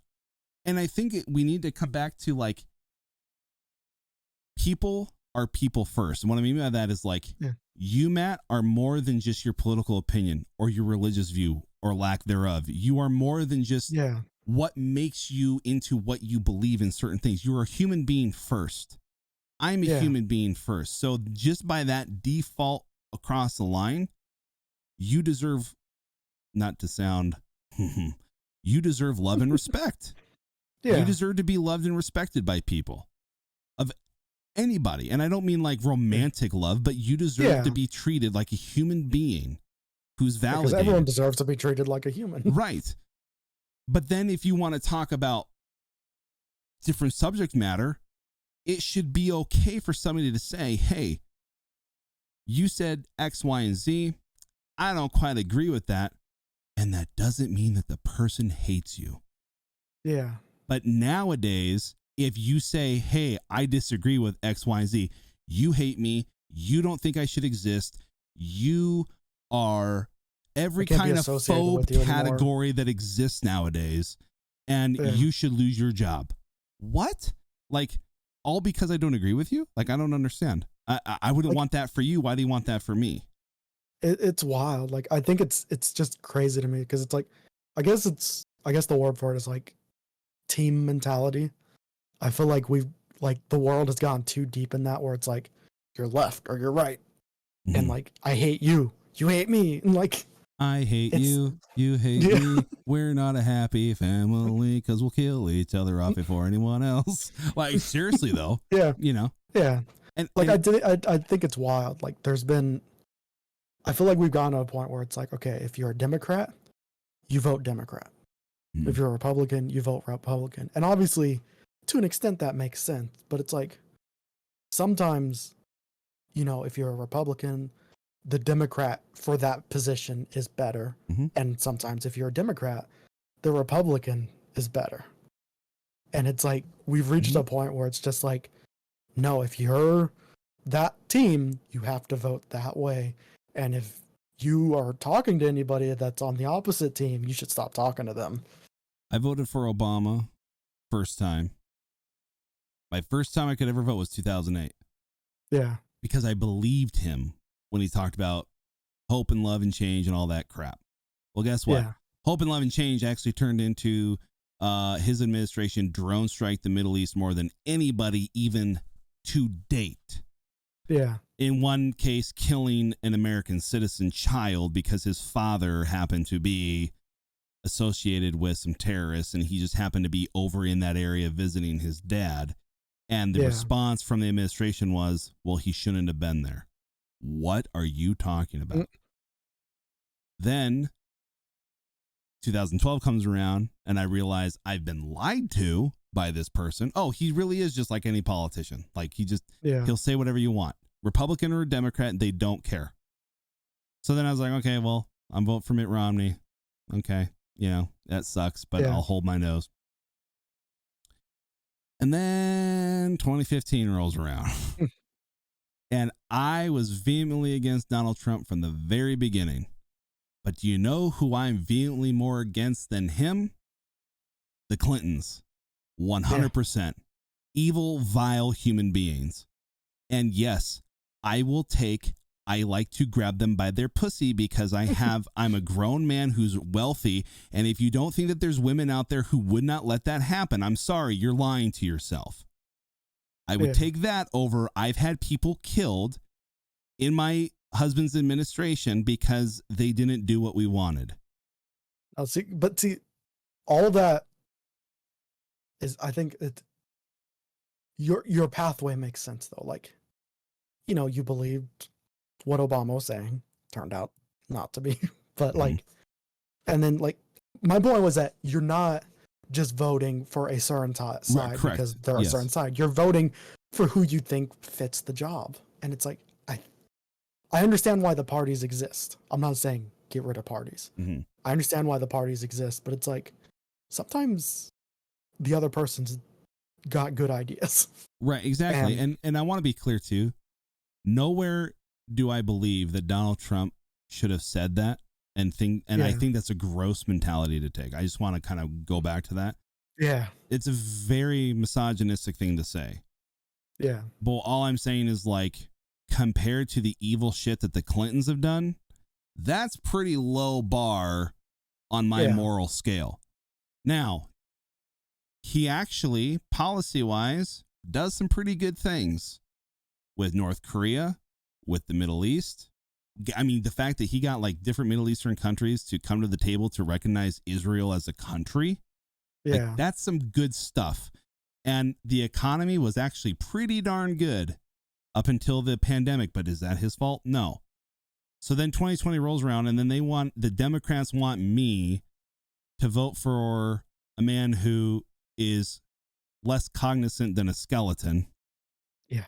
And I'm sorry, like, I'm not trying to be offensive, but like, I'll tell you this, if Tulsi Gabbard, who was running I was rooting for Tulsi the whole time because I wanted to vote for her. She was a Democrat. She now belongs to no party now, but I wanted her to win the Democrat nomination so that I didn't have to vote for Donald Trump.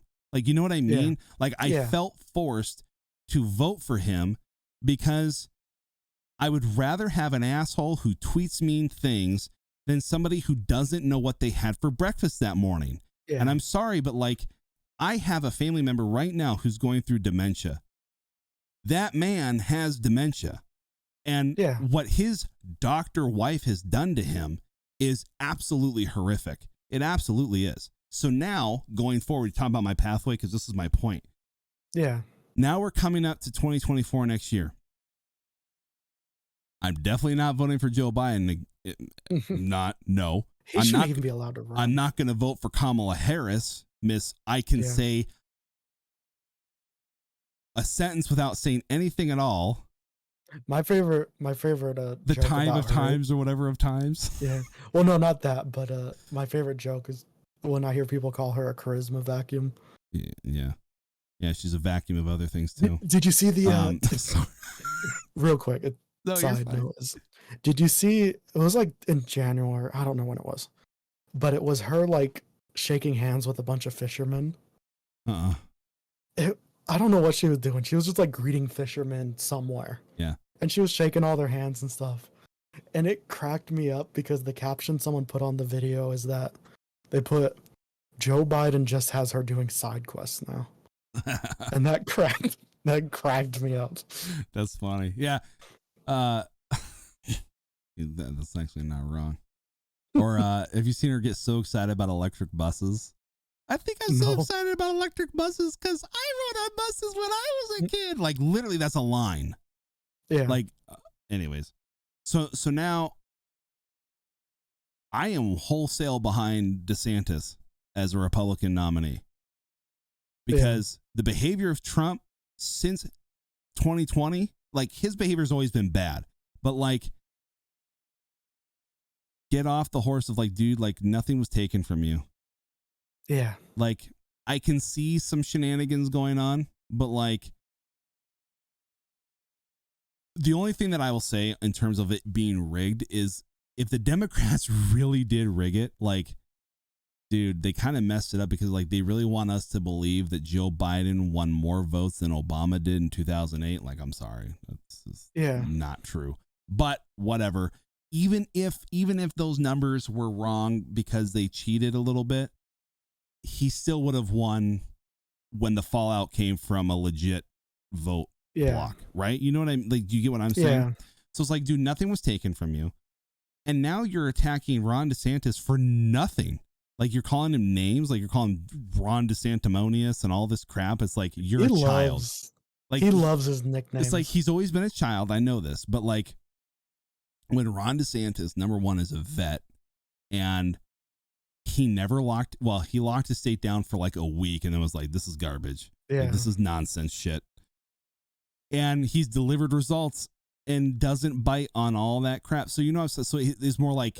I like him more because he's a stable individual. I don't necessarily agree with everything he's had to say, but he's a stable individual who I can actually say like, okay, I can actually vote for this person, not because I'm feeling forced to. I'm actually voting for this person because like they are borderline semi-normal. He's not. I don't know how old he is, but he doesn't look ancient like Trump and he's. and I think DeSantis is just early 40s. Because even if Trump wins again, he's going to be in his 80s. Be really old too. By the time he ends his 4 years, he'll be over his 80s because he's 78 right now, 77, 78. It's insane. Yeah. Both Trump and Biden, like neither of them should be allowed to run just on age alone. Right. Yeah. And look, I know that like we're really making a episode, which is fine with me. I want you to know now, I do not care. Yeah. But like, people have just, and I know that anybody who sees this who could potentially be upset by it is going to take what I said, that because I voted for Donald Trump, that I, again, like the Hogwarts Legacy game, that I just wholesale like everything he's ever done. I don't care that he's this or that. And it's like, I never said those things. I simply just said you don't want me to vote. The fact that Bill Maher is being accused of being a conservative shows you just how far the left has really gone, right? Yeah. Where they've said, well, how come you're picking on us now? He's like, because you never gave me material before. Quit being stupid. Quit being dumb. Like, defund the police. Are you stupid? Like he used that as an example. I'm not trying to go down that hole. I'm just saying, like, you're saying stupid things that are giving people material to say, you people are crazy. Stop it. And so from Bill Maher's perspective, who is a classical Democrat, who I could actually have a conversation with, he's just like, you people need to stop talking crazy and stop trying to do crazy policy, because the moderate American, the one that will vote either way, they're not going to buy into that crap. And it's already showing that they're not going to buy into that. Yeah. I mean, sure, the midterms weren't quite a red wave as we thought it was going to be. But dude, like over 1 million Democrats switched to the Republican Party. Yeah. That's huge, dude. Like that is huge. And so it's like, dude, like you guys need to calm down. And we all need to get to a part where we can respect one another and not be mean. Yeah. Period. Exactly. Well, because like there's a couple things on it. It's like, what I was trying to say is like, I think my first it might have been my second voting opportunity, but I think my first voting opportunity might have been Trump's first go around. How old are you? I think I'm 28. I might have been wrong. I don't know. 10 years ago, 2013. Yeah, no, you're right. Yeah, because you would have been 18 in 2013. Yeah, so I think, but given that I didn't vote, I know I'm horrible. No, that's your right. But you just don't get No, to I know, complain I'm just- when things are wrong.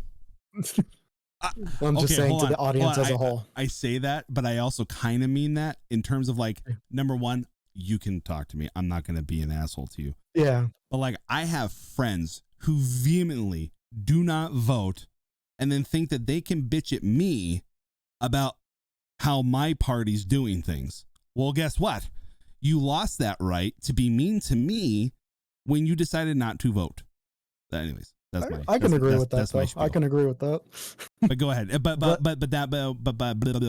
Sorry.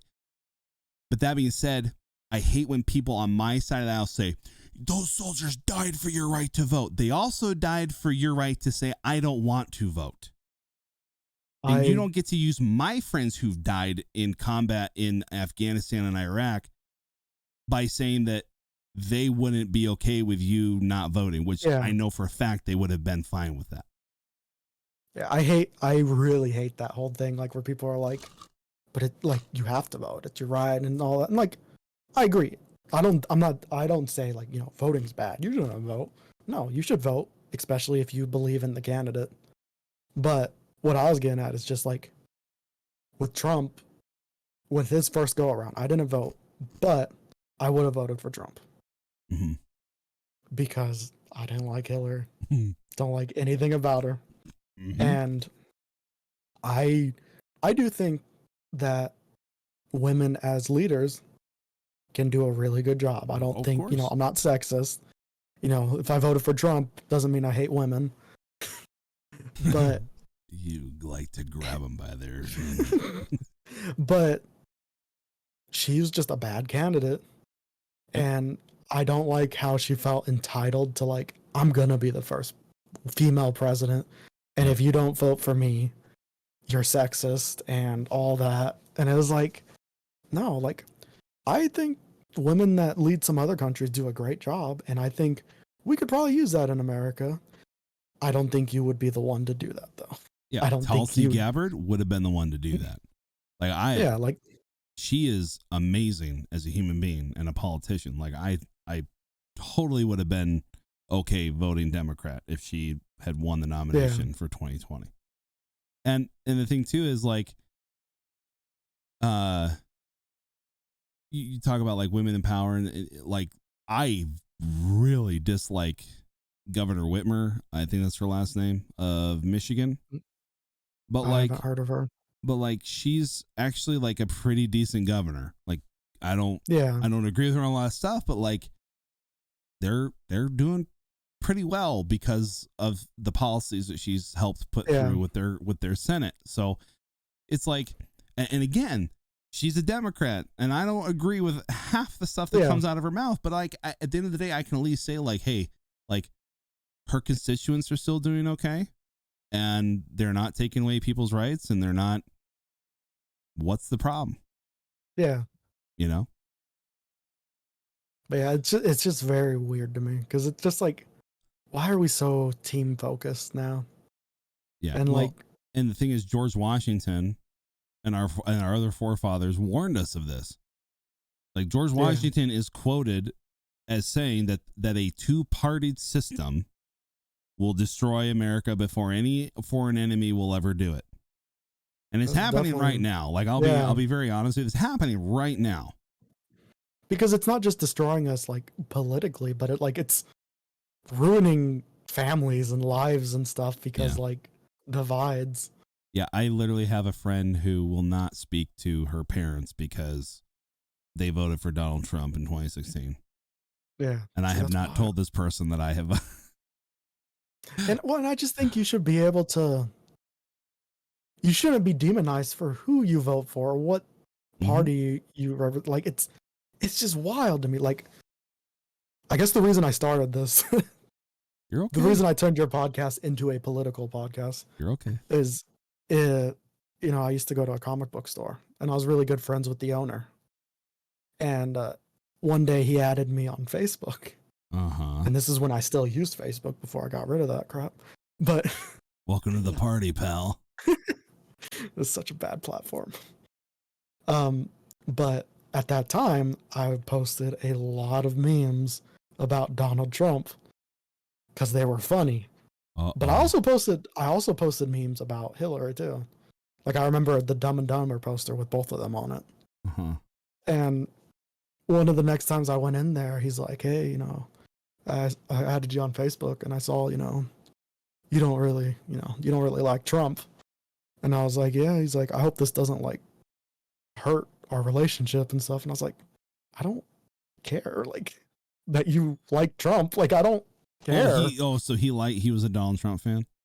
Yeah, he was a Donald Trump fan, but he was worried that I was gonna like hate him because he was. And I was like, I don't care. No. Like, yeah,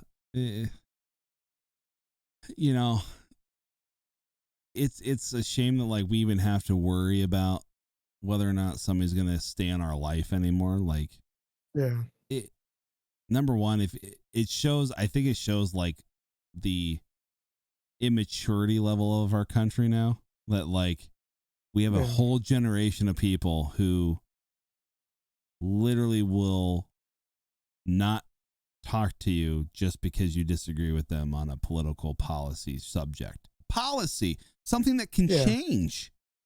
Like you can say like, okay, like, and I'm not saying that I'm for it either way, but I'm going to use it as an example. And as a conservative, you could probably guess where I lay on it, but I could tell you you're pretty wrong. When it comes to the abortion topic, boom, big A. But there are people, it's like, look, like you could say like, hey, I think abortion's killing babies. And you could say, well, that's none of your business. And then guess what? If there's a policy subject in that where you could find a common ground of like, okay, well, what about this? Or what about that? What about, like, that's what politics is supposed to be.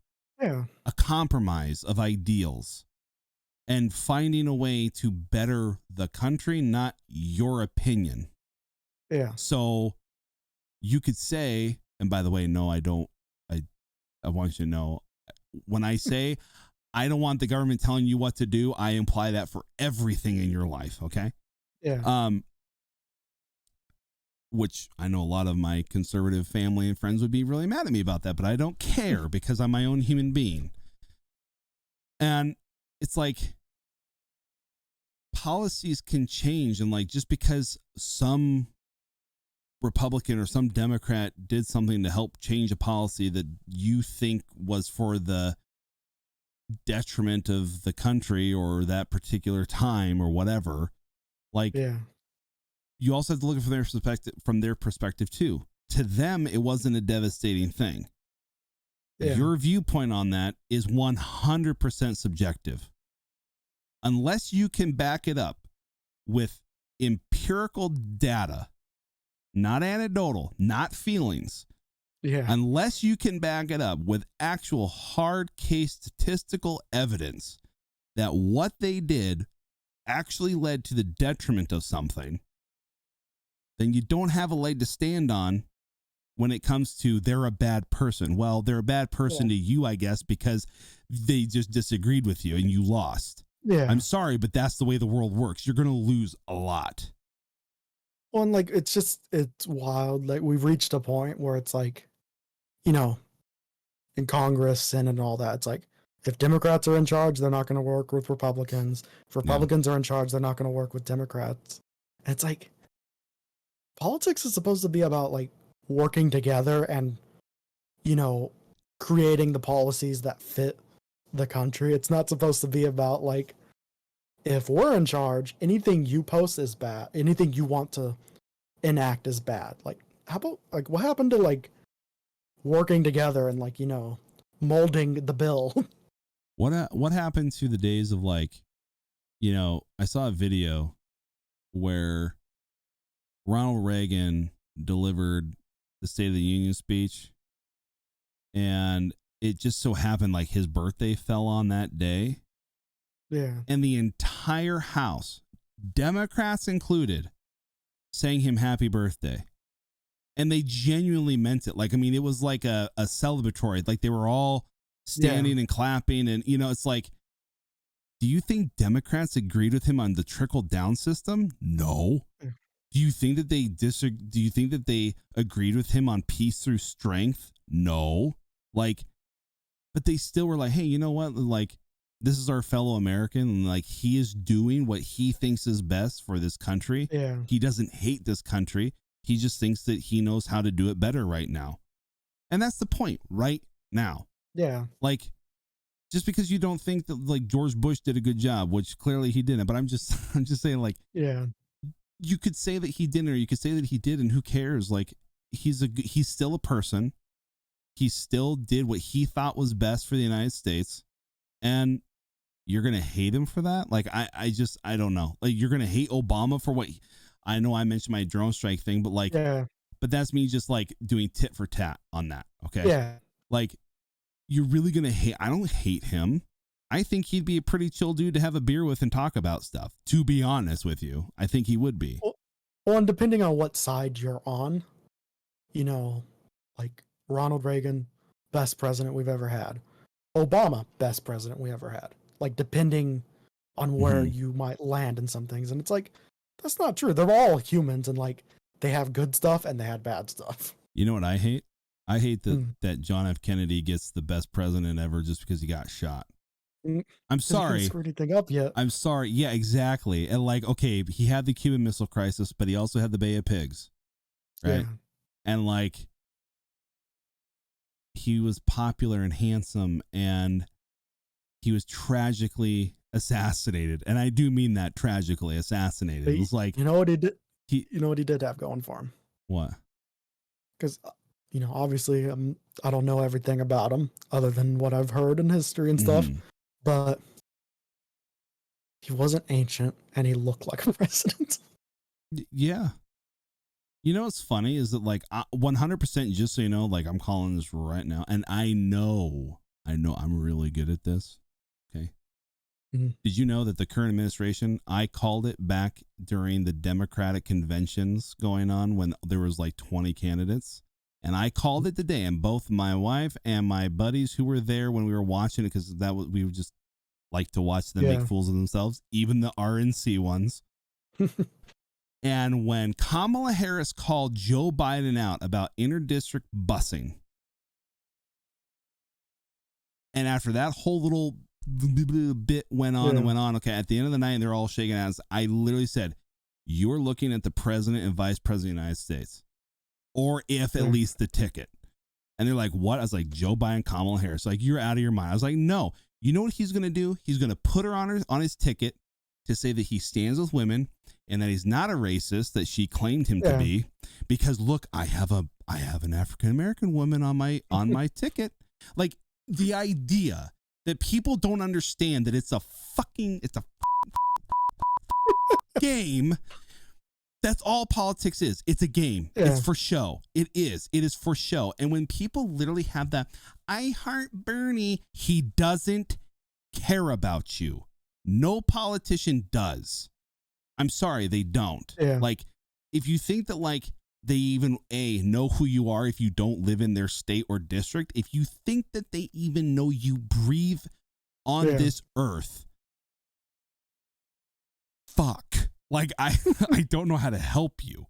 And so, like, I'm calling this right now. Ron DeSantis, for sure, in our lifetime, it may not be 2024, but in our lifetime, Ron DeSantis will be. It depends if he's going to go, if he is going to choose to go up against Trump or not. Right. But I'm just letting you know, in my lifetime, he will be a president of the United States. I would hedge my bet and say that his running mate would be Tulsi Gabbard, because she used to be a Democrat and now she's just in the middle. And he would use that as a bridge and kind of like an olive branch of saying, like, hey, We may not agree on things, but I'm willing to. You know what it needs? You know what we actually need to do? We need to go back to how the forefathers set it up, where 2 candidates run for president and the loser becomes the vice president of the United States. It's not bad. Because that makes you work together for the common good. Now, granted, back in the day, like the vice presidency was not very, it was pretty much title only. Like you didn't really have a job. You just kind of sat in on meetings. Although it sure felt like that the last couple presidencies too. Yeah. Well, I mean, unless you're Dick Cheney, but oh yeah, that's something else. Dude, that man's that you want to talk about the fact that I'm a Republican? Not that you are, but like, yeah, that man is such a black scar on the Republican name, and the fact that and I'm going to be really rude here, that his bitch ass daughter thinks that she has a fucking leg to stand on to try to say that Donald Trump is not a patriot and he's not this. Your father literally allowed black sites for the CIA to torture human beings. Yeah. You don't get to tell me that Donald Trump is a evil, vile person when your own father, who, let's be honest, the only reason you're in a position of power, oh, by the way, you lost your midterm, oopsies, you fucking bitch. The only reason you even had a job is because of your last name. And it's just like, you disingenuous bitch. Like, your dad is Satan. As far as I'm concerned, he is a vile, evil human being because he allowed people to be tortured. Horrible. Abu Ghraib, do you remember that? Yeah. Where they had the black sandbags over their heads and they have electrodes to the nipples and shit, and they were torturing people. Yep. He approved that. So, surprisingly, when it comes to politics, I've never heard anyone say anything good about him, which is pretty surprising. I watched this movie on him with the one with Steve Carell. Christian Bale is him. And is very accurate in terms of how they follow. Dude, this man weaseled his way into position of power since the 60s. There's not a thing that has happened in this country on the national or on the international spectrum without his pudgy little fucking gremlin fingers in it. He is touching everything. Dude, well, he's not Joe Biden, so, but sorry, I had to say that. But like, he is again, like, and that's a member who has, and that again should show that, like, I don't just vote for people because they have an R next to their name. Like, he is pure evil. And again, you have no leg. If you belong to that family, you don't get to tell me about morality, is my point at the end of the day. Yeah. Just like if you have the last name Clinton, you don't get to talk to me about morality. I'm sorry, you don't. Yeah. And it was always funny to me that, like, you know how they're going after Hunter Biden's laptop? Yeah. AOC has the audacity to say that we're wasting taxpayer dollars and this and that. It's like, oh, really? Because for 4 years, you and the squad and everybody in Congress wasted American taxpayer dollars about Russian collusion. And you know what we actually learned about those? There are 2 things we learned about that. Number one of the FBI agents that was investigating Trump for collusion was actually colluding with Russian oligarchs and has been indicted. And number 2, the Clinton Foundation was found to be receiving money from a Kremlin bank while Hillary Clinton was this Secretary of State. Yeah. And because of that, the Clinton Foundation is no more. If she didn't have the last name of Clinton, do you know where she would be right now? In prison. In federal fucking prison. So it's kind of funny that all that shit blew up in their face. Oh, look, it's like, look, either Donald Trump is the dumbest person alive, which you've said, or he's an evil genius mastermind, which you have said. He cannot be both. Donald Trump cannot be this bumbling buffoon idiot and a Russian asset. Like he can't. That doesn't compute. That's not. He's and honestly, for somebody who voted for him, he's not that fucking smart. He's not that fucking smart. Now, I will say with the, I'm sorry, one little thing. When it comes to the not smart with the classified documents. Yeah. I loved his response to it though, because they're like, well, you had, he's like, I was the president of the United States, so guess what? They're declassified. Boom, done. Yeah. It's like, fuck, he got checkmate, bitch. Like he got you there. Like he declassified them with his mind. Yeah. Sorry, go ahead. I was just gonna say that's the part that cracked me up. It's like like I said, every president's done good. Trump has done good. His biggest problem was his mouth. Yeah. Like keep doing what you're doing. Just shut up. Yeah. Dude, when the squad was going against Nancy Pelosi and they were like chewing her up, like they were just reaming her. All Donald Trump had to do was just shut his fucking mouth and not tweet. Yeah. But he had to go on and say something very misogynistic about the infighting between women. I'm not going to go into details.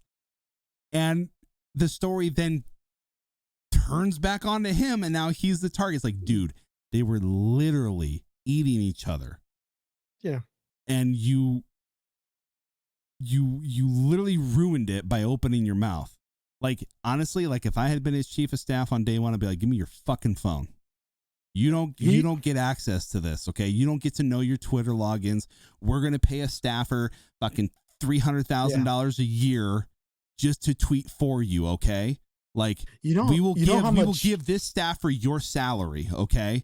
Because you're refusing to take it, which, by the way, I like that he stuck to that. I will say that. Because he didn't need it. Well, no, he didn't need it, but I'm just saying he could have. Yeah. I mean, he donated to charities and stuff, but like, dude, anyways, sorry, that's a different thing, but yeah. God, could you imagine though, like working for his staff? Every time you see him send out a tweet, you're like, oh my God, why? Like, dude, they actually talked about that for the people at Twitter who were responsible for moderating his tweets. Like these staffers, now don't get it twisted. I don't give a shit. Cry me a fucking river. You don't have a job anymore. Okay.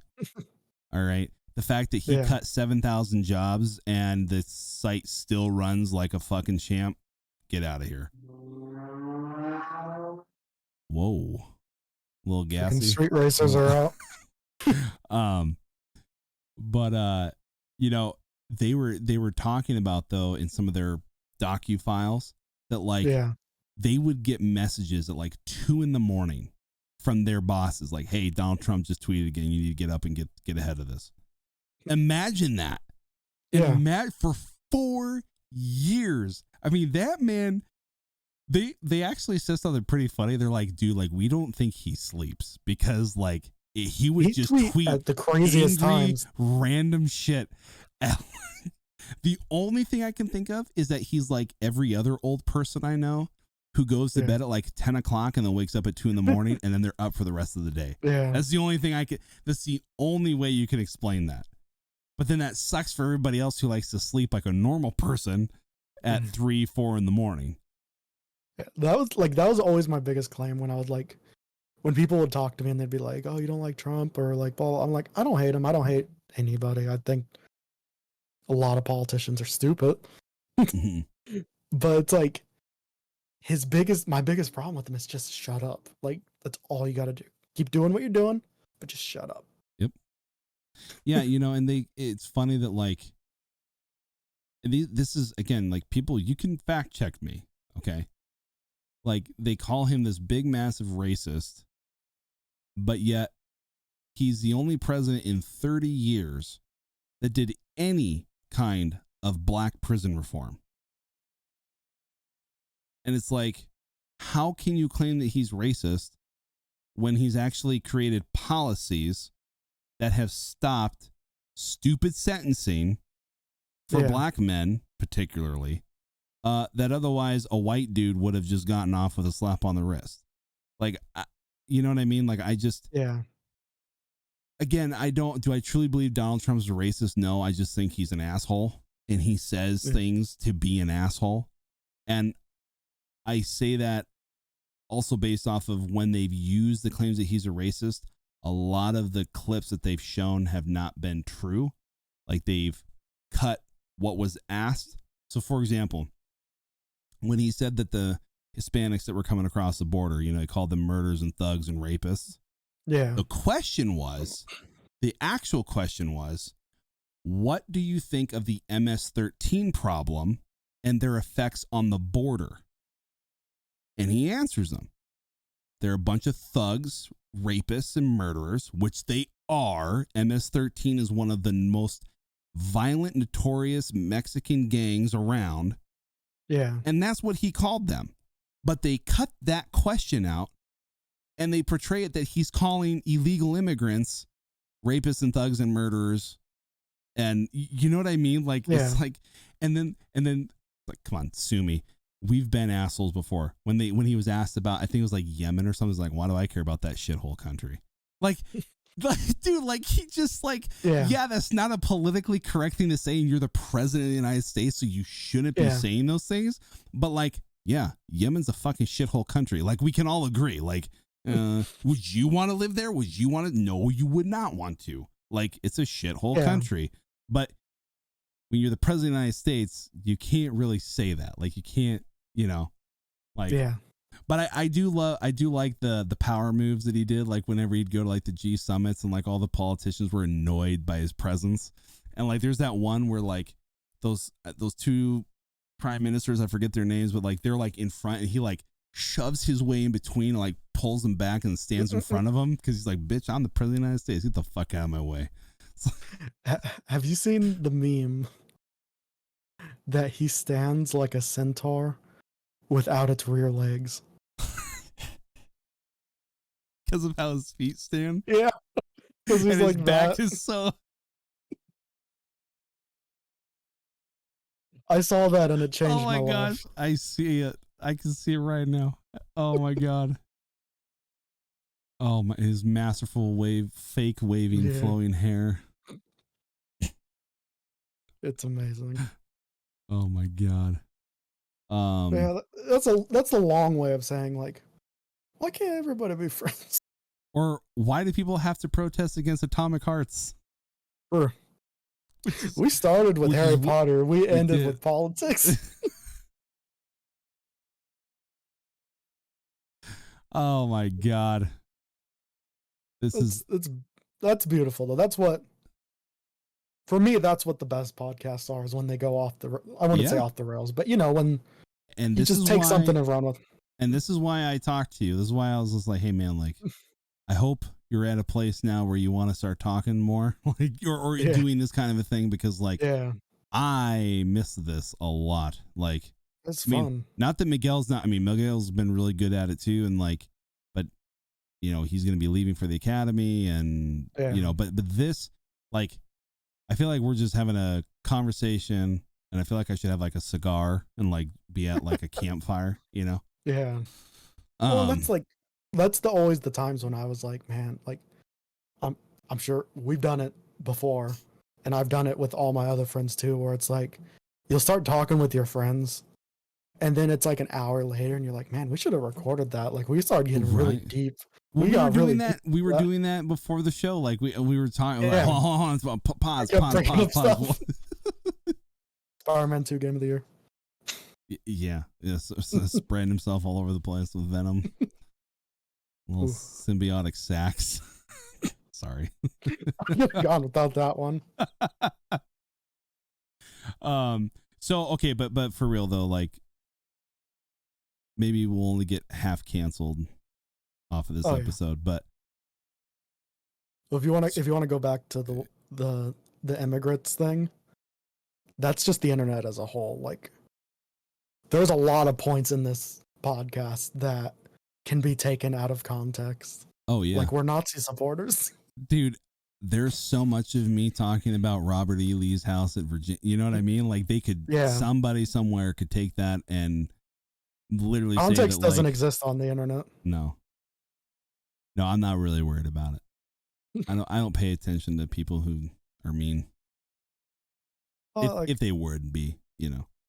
It's like another thing I was telling some of my friends is like, you know, I don't know if you like if it was ever this way for you, but like when you were a kid, it was kind of like an insult if another kid called you gay. Sorry. Yeah. And like, but like, you know, I've grown up. I'm comfortable with who I am. Yep. I'm not gay. I know I'm like straight. Yeah. And like, I don't care. I don't care if, you know, like I do my yas queen. Yes. Yeah. Like, I don't care if I do that. And I don't care if someone accuses me because it's like, I know what I am. Like, Yep. You don't have to accuse me of being something I'm not. Yeah. If, you know, if you call me a Nazi, I know I'm not racist. I'm pretty sure. Yep. I'm pretty confident in that. Like, my whole thing, and again, it all comes down to prove it. I'm a Nazi. Yeah. Prove it. Show it. Show me the evidence. Prove it, please. Because if you don't, then that's just your opinion. And I don't know what your parents told you, but nobody in the real world gives a flying fuck about your opinion. Yeah, because like I just like, end of the day, I don't care what anybody does. Whatever your sexuality is, whatever your stance is on anything, as long as you don't hurt other people doing it. Right. So obviously, in that statement, I'm anti-Nazi because they affect other people. Okay. But like, man, that bridge was really put together with toothpicks there for a second. Jeez, I was like, where is he? Okay. Okay. It's just like, just live and let live, you know? Right. And I'll kind of take that a step further too. Like, unless you include that as harming people, but like, as long as you're not harming anybody and then also forcing people in terms of like religious institutions and things like that to force them to believe the way you believe by policy, you know, which I guess you could lump that in with hurting, but like, just let people live their fucking life.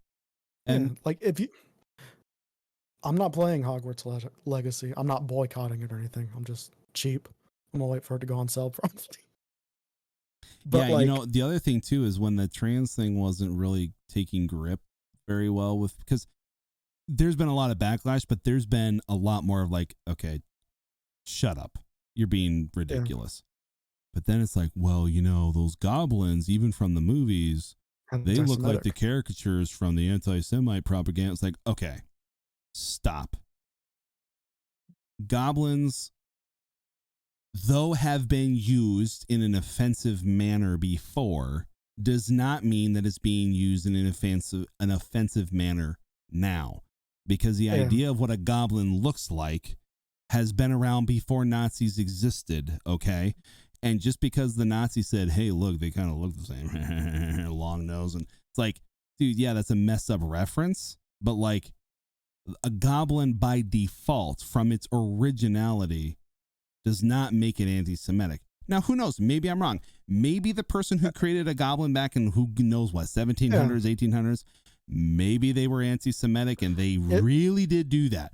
But do I think that a video game company is creating a goblin rising up resistance villain all because they hate Jews?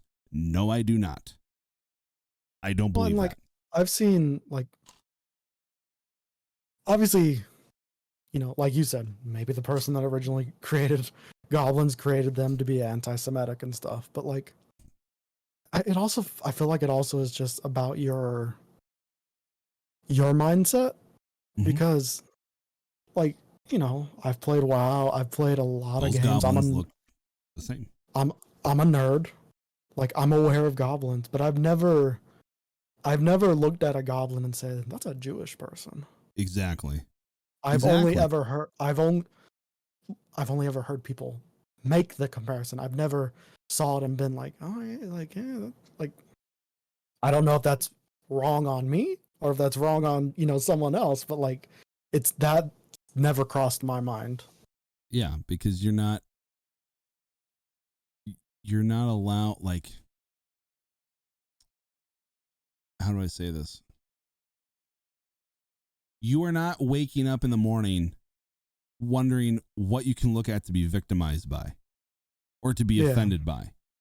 You can look in every corner in your room and eventually you'll find a boogeyman if you're looking for it.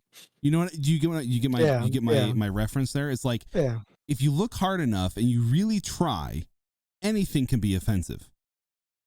I'm sure somewhere the woolly mammoth on my hat, I'm sure somebody somewhere could say, well, you know, that has a trace line to blah, blah, blah, blah, blah. Well, okay, I bought the hat because it fits my head, and mammoth headgear means that people like me who are big Swede Vikings have big domes, and I needed a hat that fit. I don't know what the fuck you want from me. Like, you know what I mean? Like, it's like people will literally find anything to be, and you are not one of those people, and I am not one of those people. Like, I don't sit there and watch The Rings of Power just to be offended. Yeah. Ooh, let me watch The Last of Us today so I can figure out how I want to be offended this evening. How is that fun? I don't understand. I think most people don't. I think most people that do that kind of stuff don't even watch. They just get the clips. You know, there's just the clip. Yeah, and the saving grace in all of this is that the majority of that nonsense is coming off on Twitter, right? Okay, like the real hate and Twitter doesn't even make up like 6% of the population of the entire world. So, like, you know that the people who are on Twitter do not make up the majority of humankind. So you just know that, like, the real goblins and gremlins live on Twitter, and they are just always always angry. Well, and that's the thing is, like, social media is bad for the world. Like, I love Twitter, but, like, I use Twitter differently. Like, I don't follow a bunch of people that I hate. I don't follow a bunch of things that I hate. I follow video game developers, video game news people. I follow comic book artists and writers. So when I get on Twitter, I just see things that I like. Yeah. I don't see things that make me mad. Like, unless you are a Bill Maher or a Ben Shapiro like, why are you following politicians you don't like? Yeah. Or an actor you don't like, or who, because they've said something, this and that. It's like, there is something called a block button or a mute button if you don't feel the need to actually block them. I've muted a ton of people. Like, AOC's muted because I just don't want to see it. Like, I don't want to be scrolling, looking at like video games or whatever, and then see that nonsense pop up on my feed because I do follow some political stuff and be like, oh my God, dude, it's so exhausting. It's so exhausting. Mute, you know? Well, that's my point. You're not going there essentially to get angry. Yeah. Now, granted, I've retweeted some things that I have seen that have then made me mad, but I did not actively go searching for it. Yeah. Like, I'm just scrolling and then, you know, conspiracy this is like, oh, Jesus. Like, the problem with social media is that people used to just keep stuff to themselves. Like, yeah. Like, you know what I mean? Like, not in a bad way, but it's like, to shut the fuck up. pretty much like more so like, I worded it wrong at first, but like the things people say on social media, they would not say person to person. No, I would dare. Some of the things that people have said to me on Twitter, I'd be like, please come meet me out in public. See how big I really am, and you say that shit to my fucking face. Because if you have the balls to say it to a computer screen, you better have the balls to say it in real life. Like, someone's not necessarily, I don't see people harassing you in real life for playing Hogwarts Legacy, let alone for, you know, for who you voted for. Now, given the voting part does happen a little bit in real life, but that's only because you have like protests or whatever, and then like whoever's protesting something, then the anti-protesters to that show up, and then you got people yelling at each other. Yeah. All in their own echo chambers, just mad as shit. But like, you're at like Target or something, like someone's not going to run up to you and be like, yeah, Like, that's what I want to know. Like, if somebody, whoever watches this and gets to this part in the podcast, like, I want to know.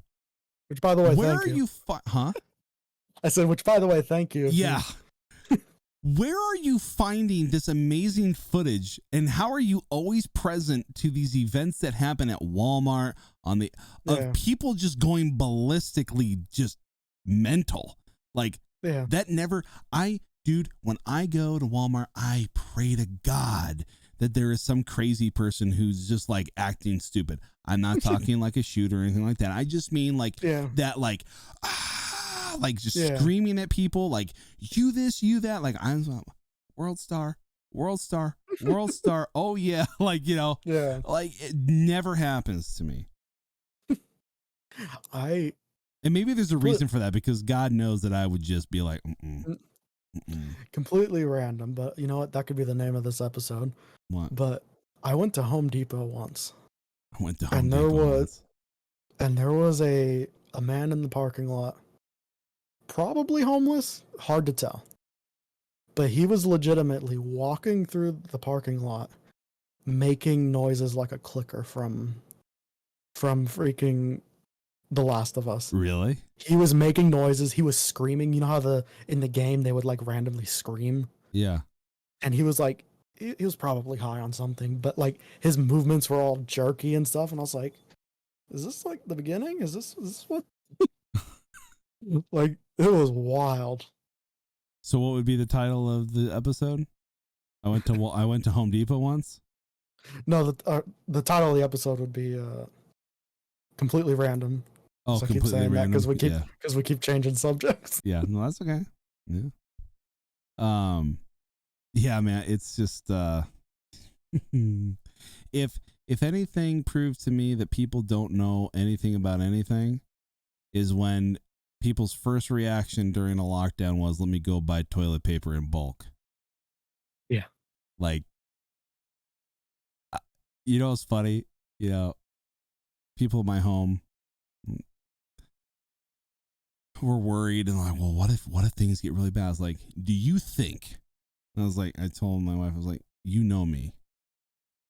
Are you really afraid of people who overstocked on toilet paper? Or should they be afraid of me and what I have overstocked on? And I don't just mean weapons, but I just mean I will survive this shit for a couple fucking months. And I pity the fool who decided to take toilet paper over non-perishable items to try to come and take it from me. A funny thing to hoard. God damn it's like, there's not enough toilet paper. No. Like, but how am I supposed to wipe my ass? Well, I mean, if you're that worried about the camping way, there's a fucking leaf. But even then, like, if you're really paranoid, you think the world's gonna end, I'm sure some website somewhere sells reusable toilet paper. Yikes. I have always said though that, like, and this is the asshole in me, that if I ever did win like the big mega Powerball, and you know, I became like almost a billionaire overnight, you know, with that like $650 million. Okay.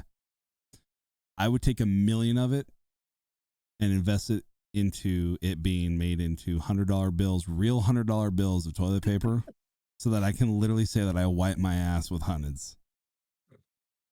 You know, you gotta do it I once. will flush it down the fucking toilet, because at that point, who cares? That's like $10. You know what, the one that's stupid to me though is people that sprinkle gold on their food. Oh, you mean like Salt Bae? Yeah. But like actual gold, and it's like, it's probably not healthy, but whatever. No, yeah, no. There is a way. I forget how it was explained to me, because my brother-in-law is a certified gourmet chef. I mean, like, he's worked in some 5-star restaurants as head chefs, and there is apparently a way. Also, like gold flakes, like when they say that it's like a real gold little flake on your burger or whatever, like, it has been manipulated enough that like you can eat it and it's not going to have an adverse effect on you. Now, should you eat 30 of those things? Probably not, because then you might poison yourself. with whatever the contents of the minerals that make up gold. But like, Yeah. I was like, but look, like this just kind of looks like you're eating tinfoil that's been spray painted. Yeah. I don't want to eat a burger that has tinfoil on it. Like, I agree. it just, like, to me, I've taken a bite out of a burger that had foil around it, and it was not a pleasant experience. And so, That's a horrible experience. and I don't just mean because of the cavities that were in my mouth when I was a kid that had been fixed. You know, the 1990s drilling with the silver caps.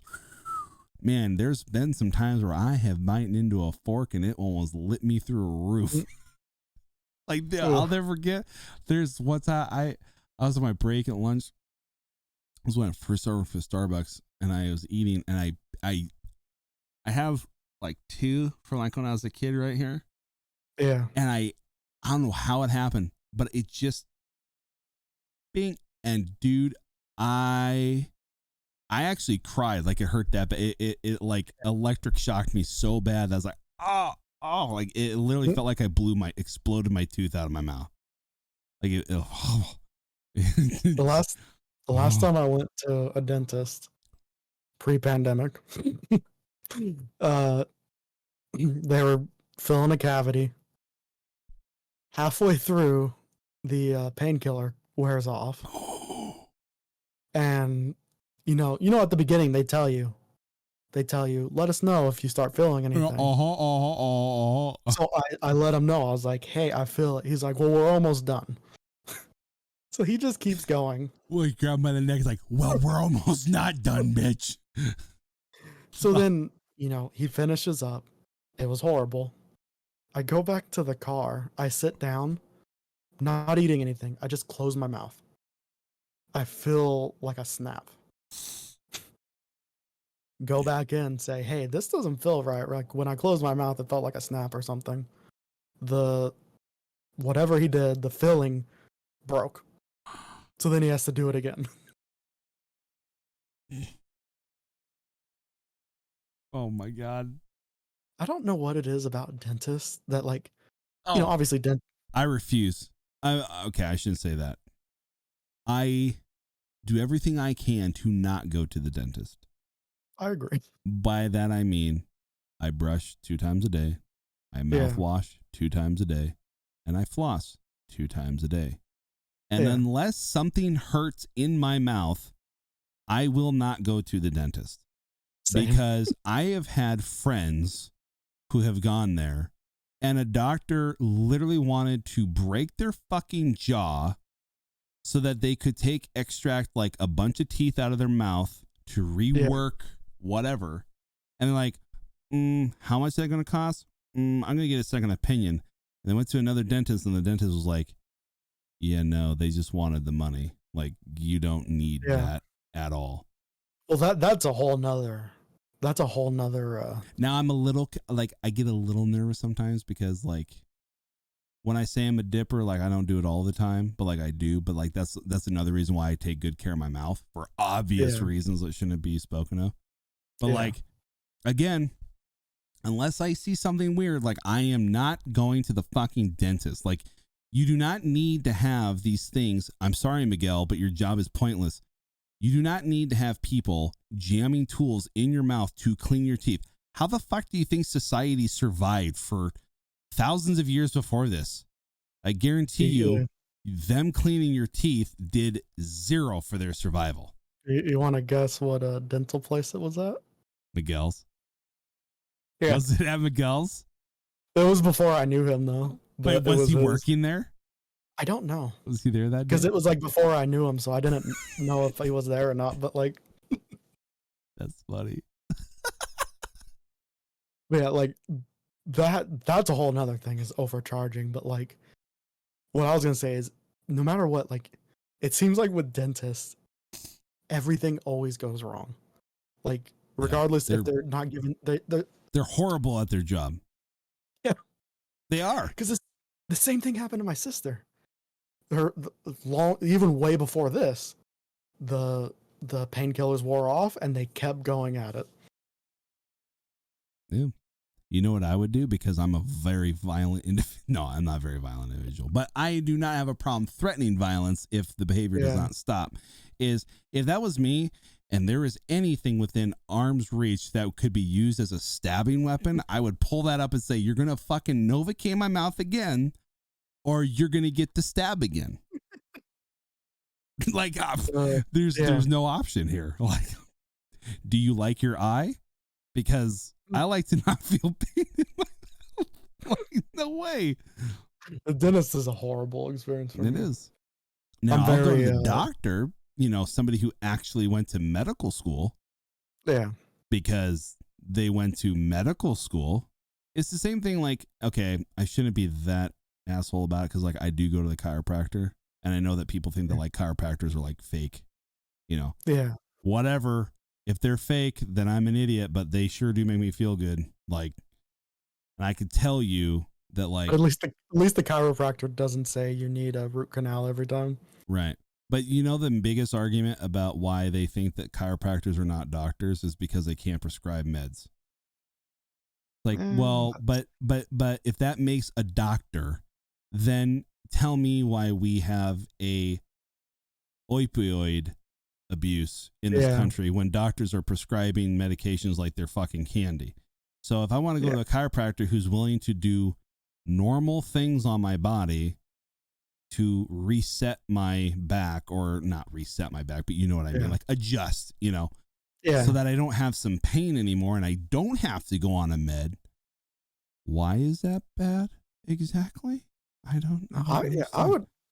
I would argue that the drugs is the least important part. Like I know not all doctors are surgeons, but I would say someone that can cut you open and know what's what is more of a doctor than someone that can prescribe something. Mm-hmm. Yep. I mean, the same thing with, so then it's like, okay, so if your definition of a doctor is that they can prescribe you meds, do you think therapists are doctors? Because they're not, but they can prescribe antidepressants.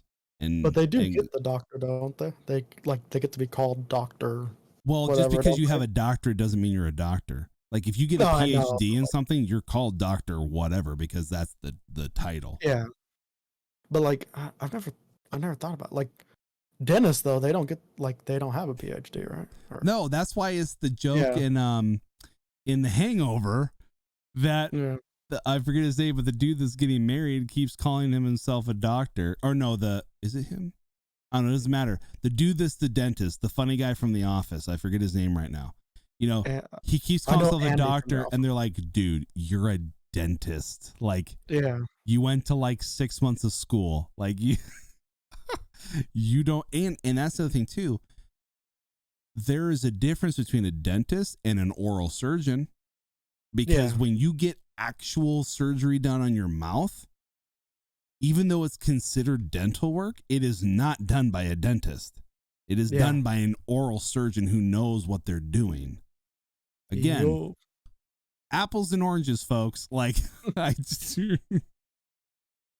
and quite honestly, if the last 2.5 years has told me anything, I really need to question whether or not I believe people with white coats is all I'm saying. Motherfuckers. Like, you know what I mean? Like, okay. What I mean by that is like, it's hard, right? Because number one, yes, I am vaccinated. I did do it under protest for the most part. Only because I don't believe this bullshit about the adverse stuff. Yeah. But more of like, by all means, like, sure, I have some weight on me, but like, I'm not morbidly obese. So like, I am a healthy 34-year-old male. I do not need to have a vaccine for something that I've already had, and I have an immunity to it. But there's other things that happen that I won't discuss about why I got it, but I got it. Yeah. Now, you told us, doctors, that the vaccine will prevent you from getting sick. That's not true. We know that to not be true. No vaccine is like that. You know what I mean? It's just like there's good things about the vaccines, and like there's good things that like people are trying to do with like COVID, but like you're gonna tell me I stripped a fucking gear at a restaurant, dude, because and I made this fucking hostess basically cry because I basically called her a dumb bitch because and I don't say that proudly because like being in customer service, like I tend to show a lot of grace, but you're going to tell me I have to wear a mask to walk 5 feet to a table, and then I get to take my mask off because I'm sitting down and I'm going to eat. Are we pretending right now? You know, that I never understood that. Like, I don't get it. That. I never understood that because it's pointless at that point. Like, regardless, like you're exposed. Like, yeah. And if your mask works so well, then you're fucking fine. And if you're vaccinated and you're worried about getting sick, you're fine. If somebody doesn't get vaccinated and you truly believe that it's going to make a difference in whether or not they live or die, then guess what? That's on them, not on you. Yeah. It's very complex. And like, and I know I have friends. Oh, it's complex to me too, because like we do have some family friends of ours who like, he got COVID and the next thing he was in the hospital and then he died. Yeah. So same. I'm not saying none of that stuff doesn't exist, because it does. Yeah. But like, I also have a friend whose dad from Northern California, his dad was dying of kidney failure for like 2 years prior to COVID. Like his body was just in decline, right? Yeah. But he died at the height of the pandemic in a hospital, and they categorized his death as COVID, even though he did not have COVID when he died. And do you know why? Because the hospitals were getting grants from the federal government if they had patients that were dying from COVID. Like that stuff is true.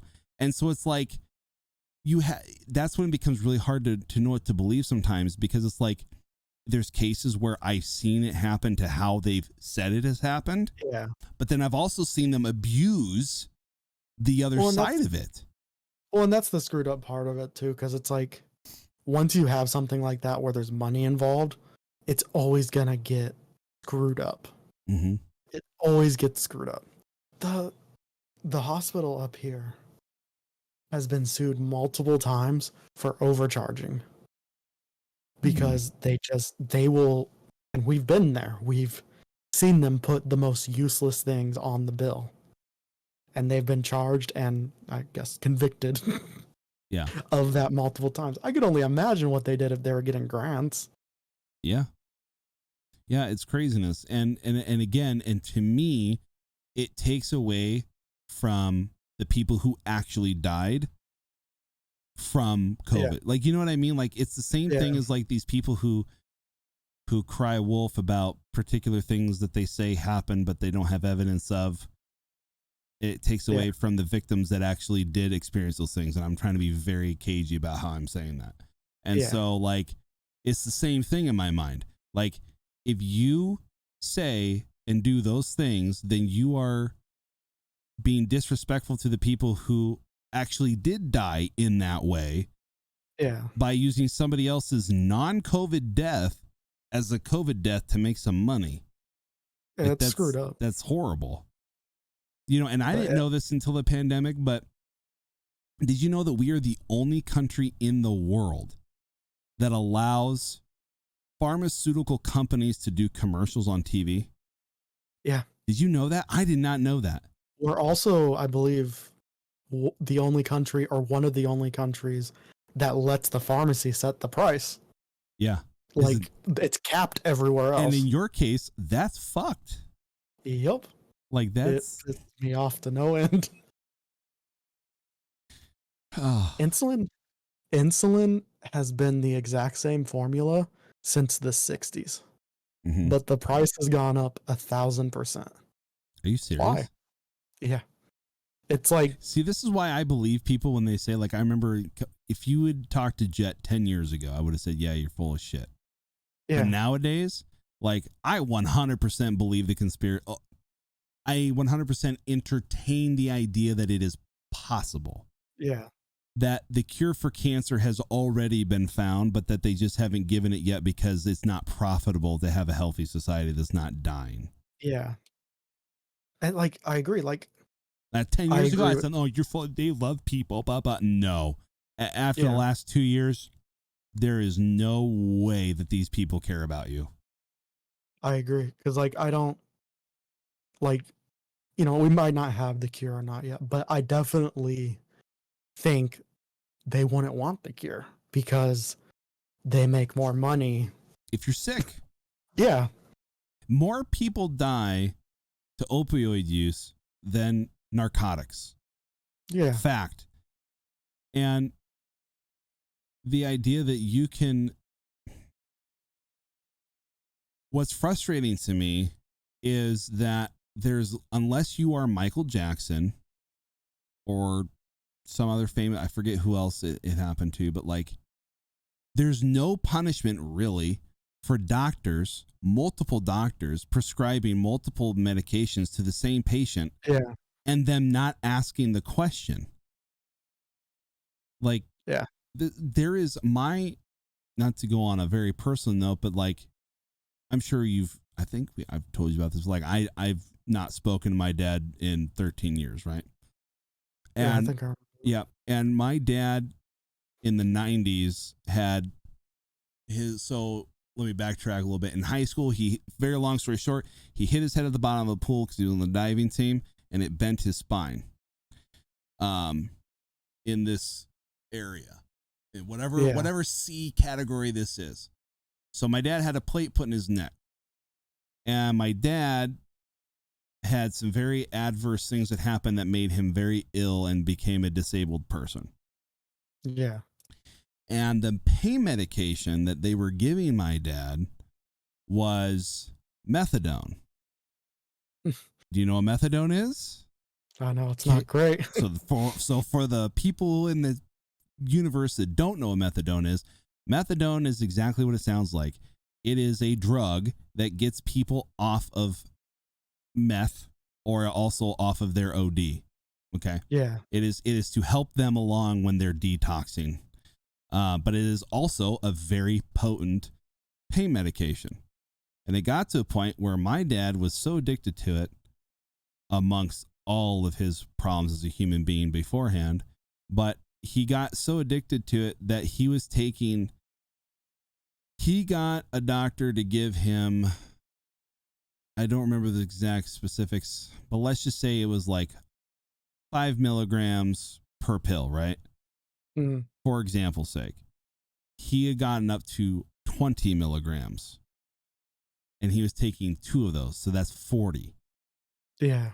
By comparison, those numbers may not be the exact numbers, but that's like the times however many times 3 Yeah. or okay. And it is a very disgusting drug.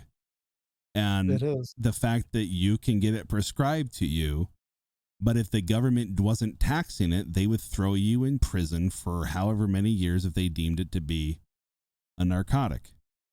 Yup. It's wild. It's wild to me that though I don't think I would ever take it or do it because I don't like to be out of my mind. But the fact that like it's been proven now that like psychedelic drugs like mushrooms are actually having some actual good mental therapeutic things to it, but it's still illegal, like tells you things. Like Yeah. Tylenol, if you took a bottle of Tylenol in one sitting, you would die. Yeah. In fact, I don't even think it would have to be half. I think it's like if you take like 11 pills of Tylenol, you would have to go to the hospital. Well, and it's like we're kind of locked in place too. Because once again, people can do whatever they want, including smoking. I don't care. If you want to smoke, you smoke. But like we're locked in place because if it wasn't for a big industry, I think smoking would be banned if it like was just discovered today. Oh yeah. But because of all the money, it's locked in place. Yeah, but they got the little precious warning labels. Yeah. Did you know, fun fact, because I talked about being a dipper and things like that. Did you know that Sweden, which is a massive, they call it snus there, same thing, but that's what they call it, snus. Yeah. They cannot import tobacco into the United States. Do you know why? No. Because they refuse to put the warning labels on the cans. Because Sweden has thrown a ton of money into research into mouth cancer and the causes of potential tobacco use. Because quite literally, dude, 80% plus of their population chews. It's just what you do. Like they just put it up and okay. In fact, one of my really good friends who I video game with, I think you've actually met him, Sebe from Sweden. Did you ever play with that guy in Discord on Warzone or anything like that? If I do, I don't remember. So anyways, he was telling me like, dude, like customer service job, like they can be, I can't dip at work. Absolutely not. I would get in trouble. No, is that socially acceptable there? Okay. Yeah. That their findings, and Sweden tends to be a pretty healthy country, and they don't like, they take care of their citizens, right? Yeah. Sweden found not a percentage, right? A 0% causation of mouth cancer due directly to chewing. Now, I'm not saying that like that's just like a safe, like, oh, go ahead and do, because you're putting an irritant in your mouth. Yeah. But they have found with their own funding and research that is the case. So they refuse to put the warning labels on the cans. And so America, who is supposed to be the healthiest know-it-alls, are like, well, then you can't sell your stuff here. Yeah. Well, did you see last year when we ran out of, there was the baby formula issue where we ran out of baby formula? Well, I know about that, but well, other countries were like, hey, we can send you baby formula. Oh yeah. But, I do know that. Yes. And they're like, no, because it doesn't have whatever on it on the can, right? It's not FDA approved here. Yeah, well, even though specifically from England, the baby formula they use is healthier than ours. Yep. Because England's like, I'm sure for everything probably, but with their baby formula, they're even harsher than we are. But we couldn't take it because FDA didn't approve it. That's so dumb. It was wild. The FDA, I mean, but you can take diet pills that haven't been approved by the FDA here in America. Or you can take a medicine that's meant for type 2 diabetics to lose weight, and then none of the type 2 diabetics can get it. Are you serious? Yeah, there's I forgot what it's called, but there's some kind of medicine that everyone's using right now because it makes you lose your appetite, and so you lose weight. But since everyone's been using it, because doctors, they can just prescribe whatever they want, it's been selling out. Obviously, they've been running out of it. So doctors have been prescribing people. There's another version of it that's pretty much the exact same thing, but it also helps type 2 diabetics. And so they've been prescribing that to people that want to lose weight, and now type 2 diabetics can't get that because people are taking it just to lose weight. It's wild. That makes me mad. It's so stupid. Like, you're literally like, here's how mad that makes me. That, like, let's say I was doing that. Yeah. Now, I'll be fair with you, like, this is the first time hearing of it, so chances are there is some ignorance. Okay. Yeah. But at least on the hands of the consumer, not the doctor who's prescribing it. Yeah. But if I had found that out and I was using that, you know what I would do? I wouldn't take it anymore. Yeah. Because clearly because I know that it's a little touchy for you because you have diabetes, which I hope I didn't just out you, but based off of what you've said, it's pretty, the implications have been there.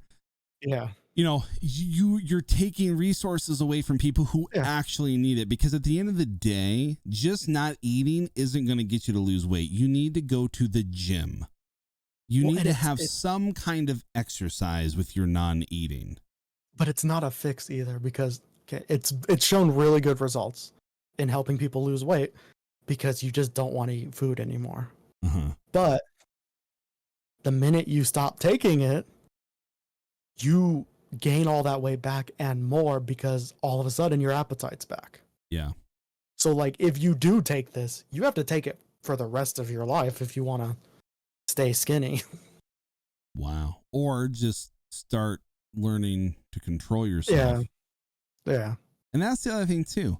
It's like, now I'll be honest, I struggle with being disciplined and not being or having more self-control.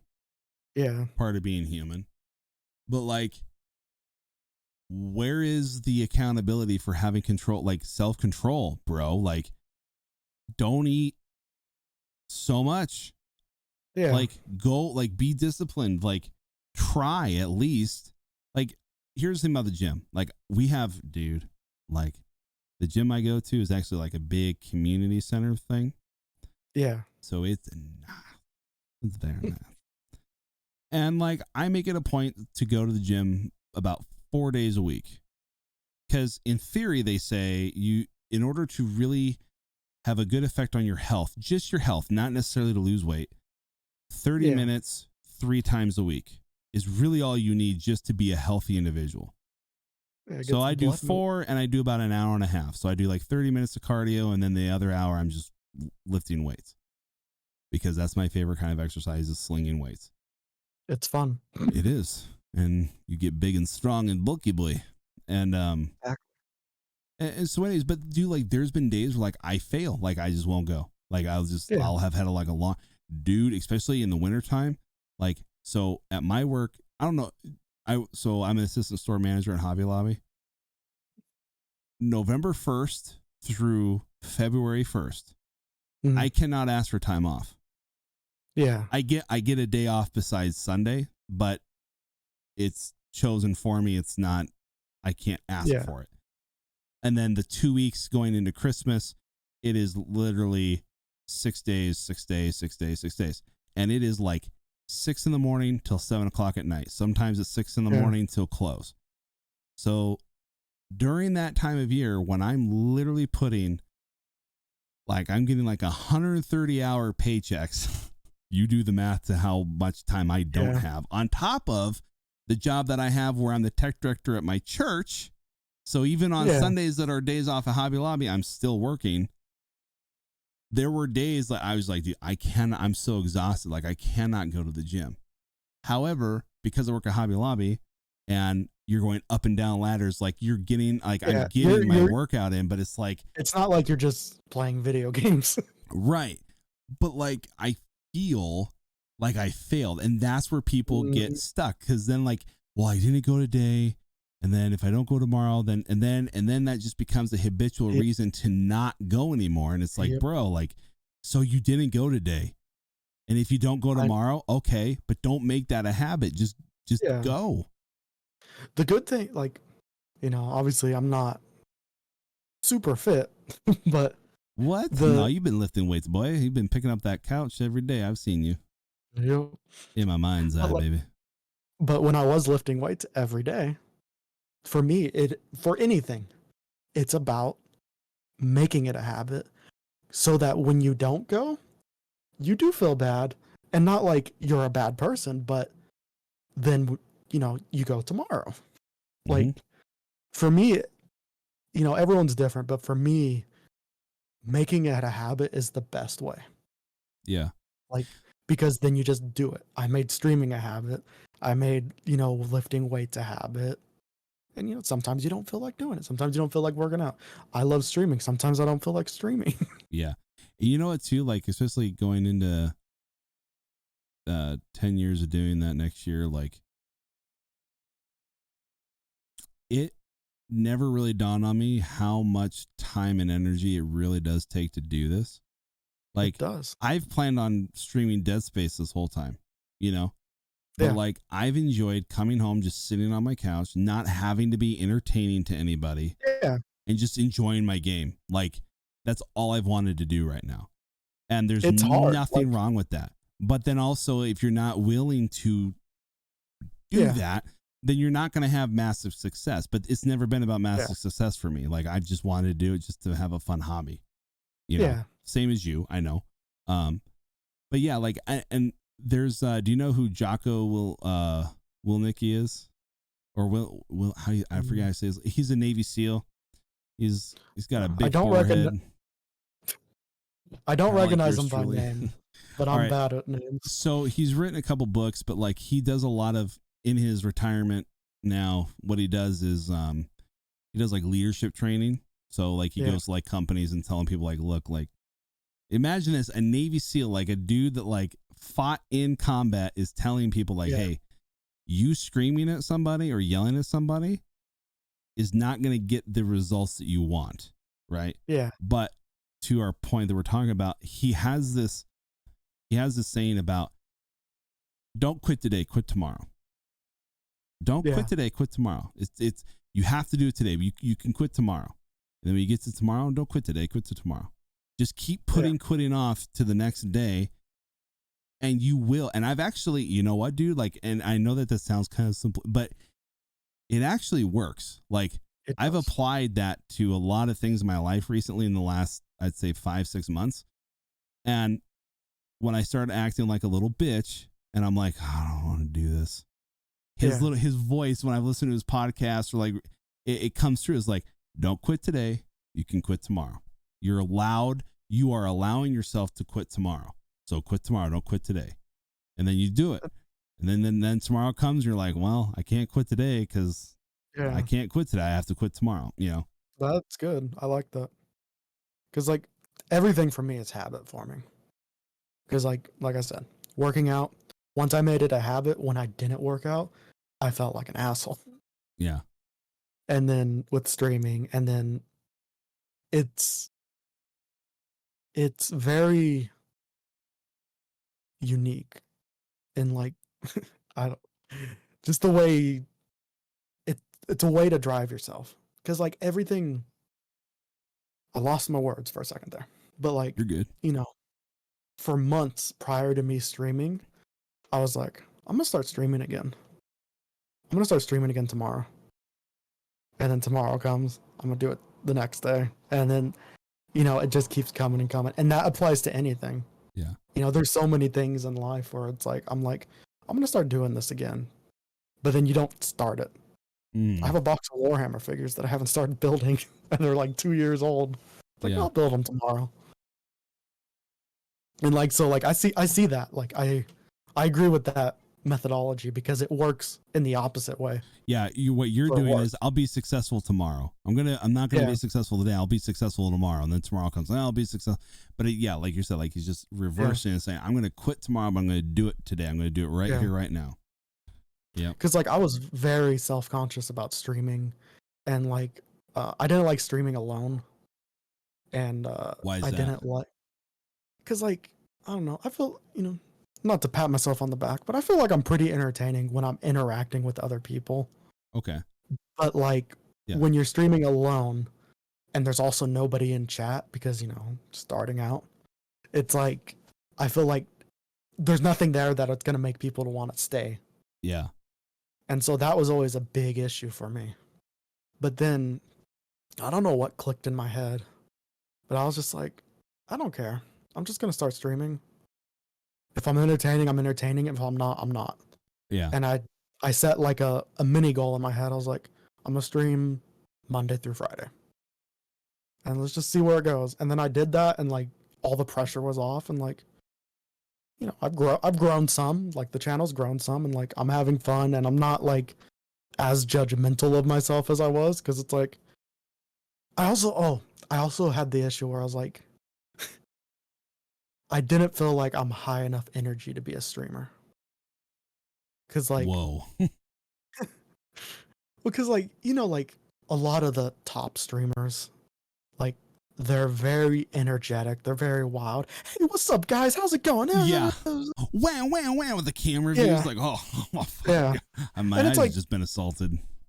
And that's nothing against them, but it's like, oh no, for me it is. Okay. Sorry. But like for me, it's like, that's not who I am. Yeah.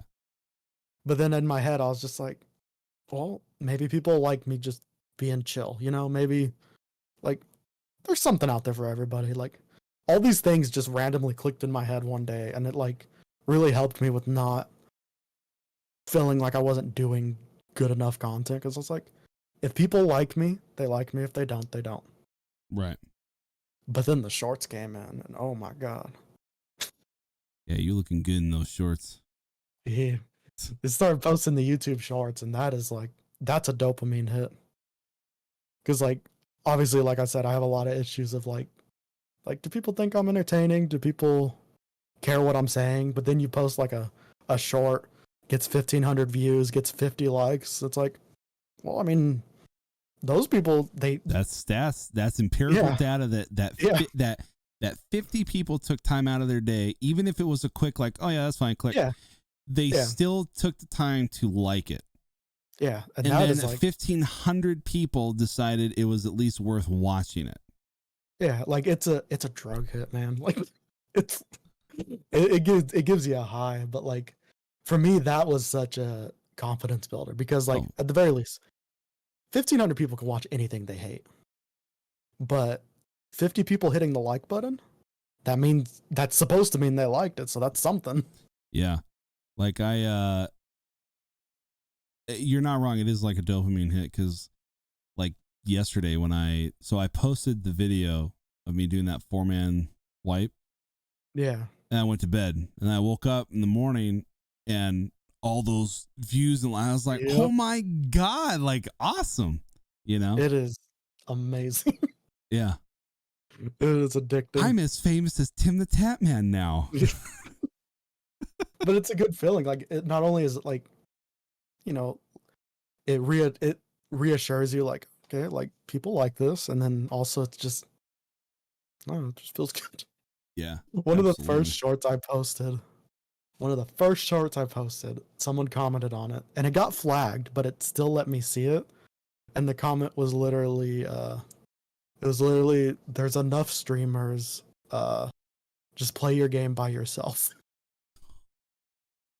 And I just replied, okay.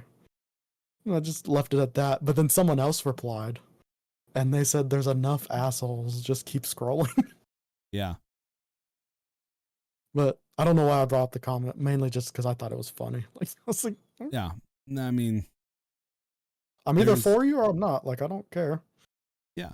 I mean, here's the other thing too. And I think I'm going to look, I don't know where this podcast would go or where my channel will go in the future. But I mean, dude, like if it ever becomes a mainstream thing where I'm known, like I can go to a TwitchCon and people will know who I am, like that would be cool. But if that ever did happen, I would definitely take advice from guys like, you know, I've heard Joe Rogan talk about it, where like he doesn't read comments.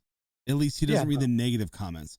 Like he'll scroll and like he'll see like the good ones, and like if he sees that something's gonna start kind of, he just goes right by it, because it's not worth getting emotionally invested in the negativity that people will have to say about you, because they're not the majority of the people. Yeah, no. Like right now, like, you know, there's not a lot of comments, so I'm trying to respond, be nice and all that stuff. But like if I had, you know, Tim the Tap Man views and stuff, I wouldn't look at them. I wouldn't, like, I would want to look at chat, obviously. But like if I was posting shorts and stuff, I wouldn't be looking at them, because it's just, you know, chat's moderated and for the most part it's full of people that want to watch you. Yeah. Whereas people see you in a short or even a YouTube video and they're like, why is this showing up on my feed? I hate you. Okay. But it's like, yeah, if I had those kind of views, I wouldn't touch the comment section. Yeah. Oh yeah. Yeah, when we're done, I wanna have you tell me about the shorts more, because does it work like TikTok? I mean, I guess you could tell me now, like, because like, so for me on TikTok, all I have to do is, because like I have the Microsoft app on my phone, right, the Xbox app. Yeah. And I can literally take that, save it, and it saves to my photos. Yeah. And then I go on TikTok, and then I go to upload, and I just pull the video. Like I said, super streamless. And then I just add a fun little, like, I have the speak to voice thing. So like it said, it's the screams voice, when you're looting and your team gets ambushed, and then there's music playing of I Need a Hero, and it's like a fun little short video, and it plays. So fun facts for specifically TikTok. I have noticed those voices help. Having that voice, I haven't done it in a lot of videos, but when I have, they get more views than the other videos. Really? And then having music helps too, because this is still talking on TikTok, but it helps because when you're looking at a TikTok, you can click on the audio, and it like shows you all the other videos that have this song, so that helps too. Oh yeah. But shorts work pretty similar. The only thing about shorts is they have to be vertical. So it's got to be that format. Like, because I know TikTok, looking on your phone. Yeah. What? Yeah. So you have to edit it to be like that. Whereas, like, I know TikTok. I am not knocking on your capabilities, because you're definitely more capable than me. But this is not user error. Like, this is built into YouTube. Like, they cannot do landscape. It has to be portrait. Yeah. Like, I don't know if it's a choice or what, but yeah. Because I uploaded because pretty much if it's a short, it'll as long as it's under 60 seconds, it'll automatically tag it as a short. However, if it's not vertical, it'll consider it a video, and it'll just go out to your video feed. Oh, so it's on its own. Shorts are not on your videos? No, they have their own little tab and everything. Okay. But yeah, shorts are great. Ironically, I mean, I guess it's not ironic. Last year they weren't monetized. This year, I think starting this month, they monetized them. And ever since they did that, I have been getting less views.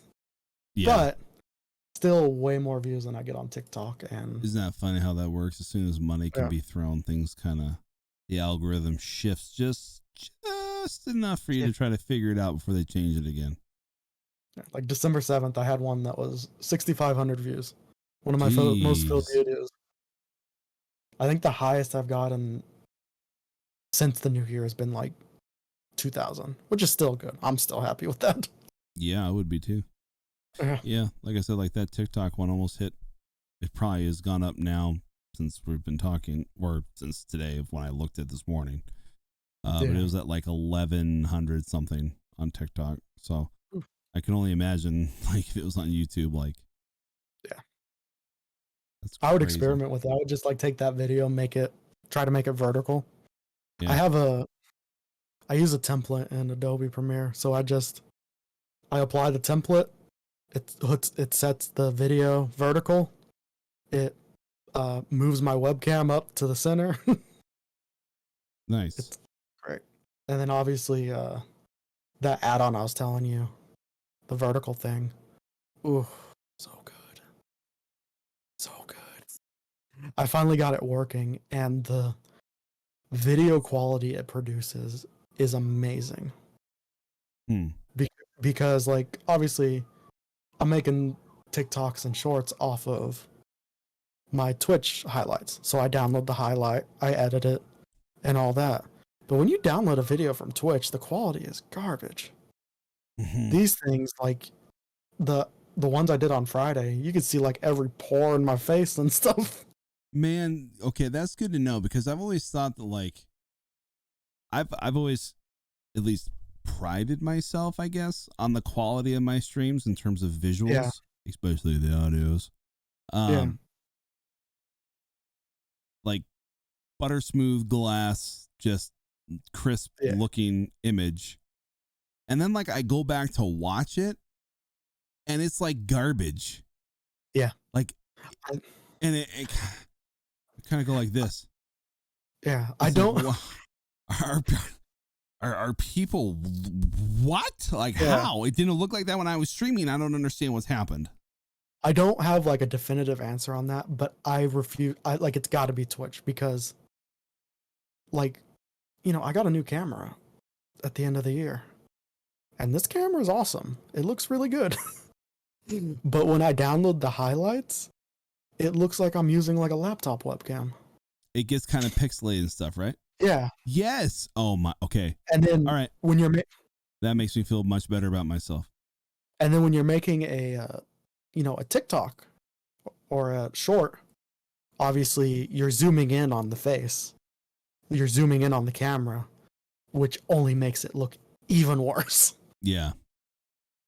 But with the vertical add-on, I have my camera full screen and the gameplay full screen, and it records when I press it. You can set it to any time you want, but when I press it, it records the last 3 minutes. And all I gotta do is, because when it records the last 3 minutes in TikTok format, so my camera up top, my gameplay on the bottom, and then I even had it where it puts my name in the middle that I do on my TikToks and shorts. And so all I do is now, I haven't got to play with it enough. I've only got a couple clips, but all I got to do now is I just take that clip, throw it in Premiere, and then cut out, the dead spots because I'm recording 3 minutes. Right. But you don't even have to worry about formatting it anymore. It's amazing. Damn. I'm going to have you show me the ways. I will. It's game changer because I know any templates and shit like. I was using when I started making shorts, I was using Sony Vegas 2015 edition. Cause that's the same version we were using on Worthless Pictures, and that's the only. Yep. And I'm making at max 60-second videos, and I guess it's because of compatibility and it's outdated and all that. The amount of times that thing crashed just trying to make a stupid TikTok. Yeah. But then I started using Premiere, and it's like, oh god, it's so good. Set templates for everything, so you don't have to do anything. How much is Adobe Premiere? Can't answer that, but it's too much money. Yeah, that's right. You can't answer it, you jackass. No, I'm not pirating it, but I am using someone else's account. Oh, okay. I would say it if I was pirating it, because I gotta find somebody who has Adobe Premiere. I want to say it's like $60 a month. $60 a month? I think. Jesus Christ. But that gives you the whole suite, so you get Photoshop and all that. But I'm not gonna have Premiere long, so I need to find an alternative. Because that's not worth it. No. It's way too much money. Oh, wait. Okay, I was wrong. $20 a month. That's better. That's more doable. That's what I can put my Netflix subscription money towards. Yeah, Netflix is making that an easy decision, aren't they? I got rid of it already. As soon as they hit me with, we're going to raise it to $20 for you, I'm like, the fuck you are. You are not HBO Max, and HBO Max does not charge me that. You're not Peacock. You're not anything good. You cancel every fucking season after 1 or 2. You cancel every show after 1 or 2 seasons, and then obviously all the good shows you used to have, like The Office and stuff, went to other networks, which wasn't your fault, but it's like, what's left? Like, there's nothing left. Do you know how happy I am, speaking of that Disney is going to continue The Punisher with John Bernthal, or however you say his name? Because his Punisher was amazing. It was amazing.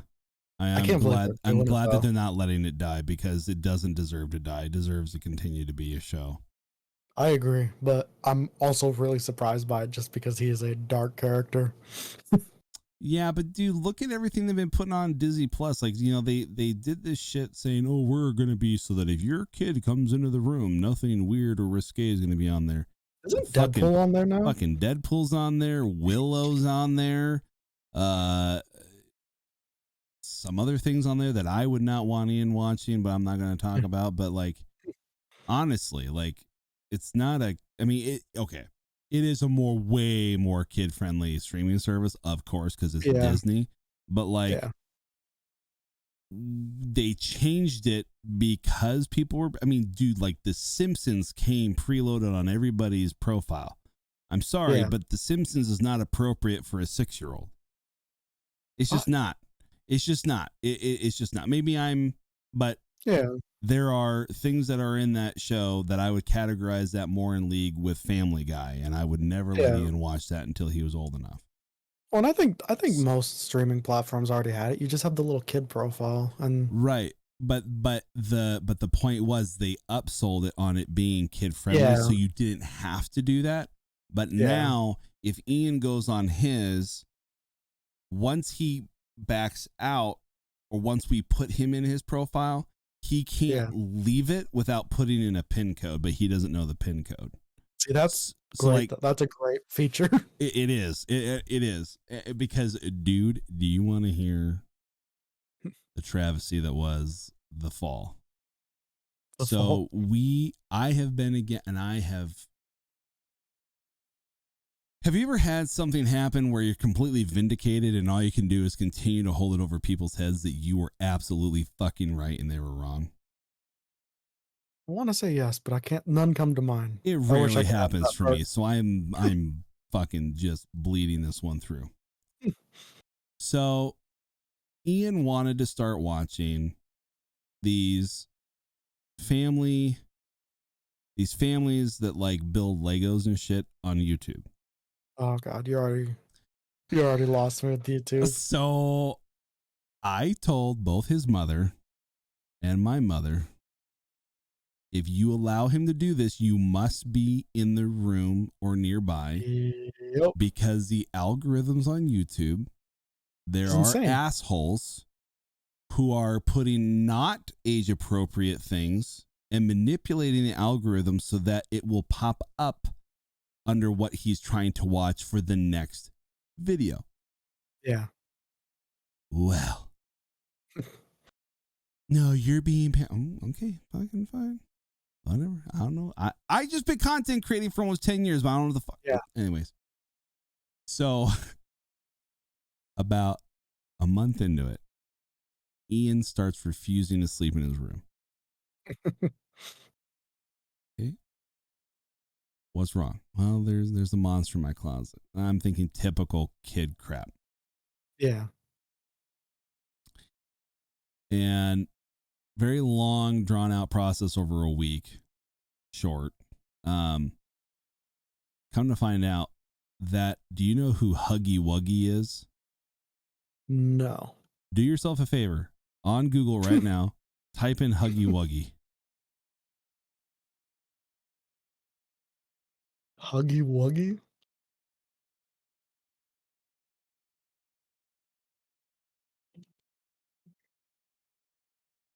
Oh. Lovely. The videos? Is that from Nights at Freddy's or something? I guess, but you know how people can create their own videos with Unreal and all that?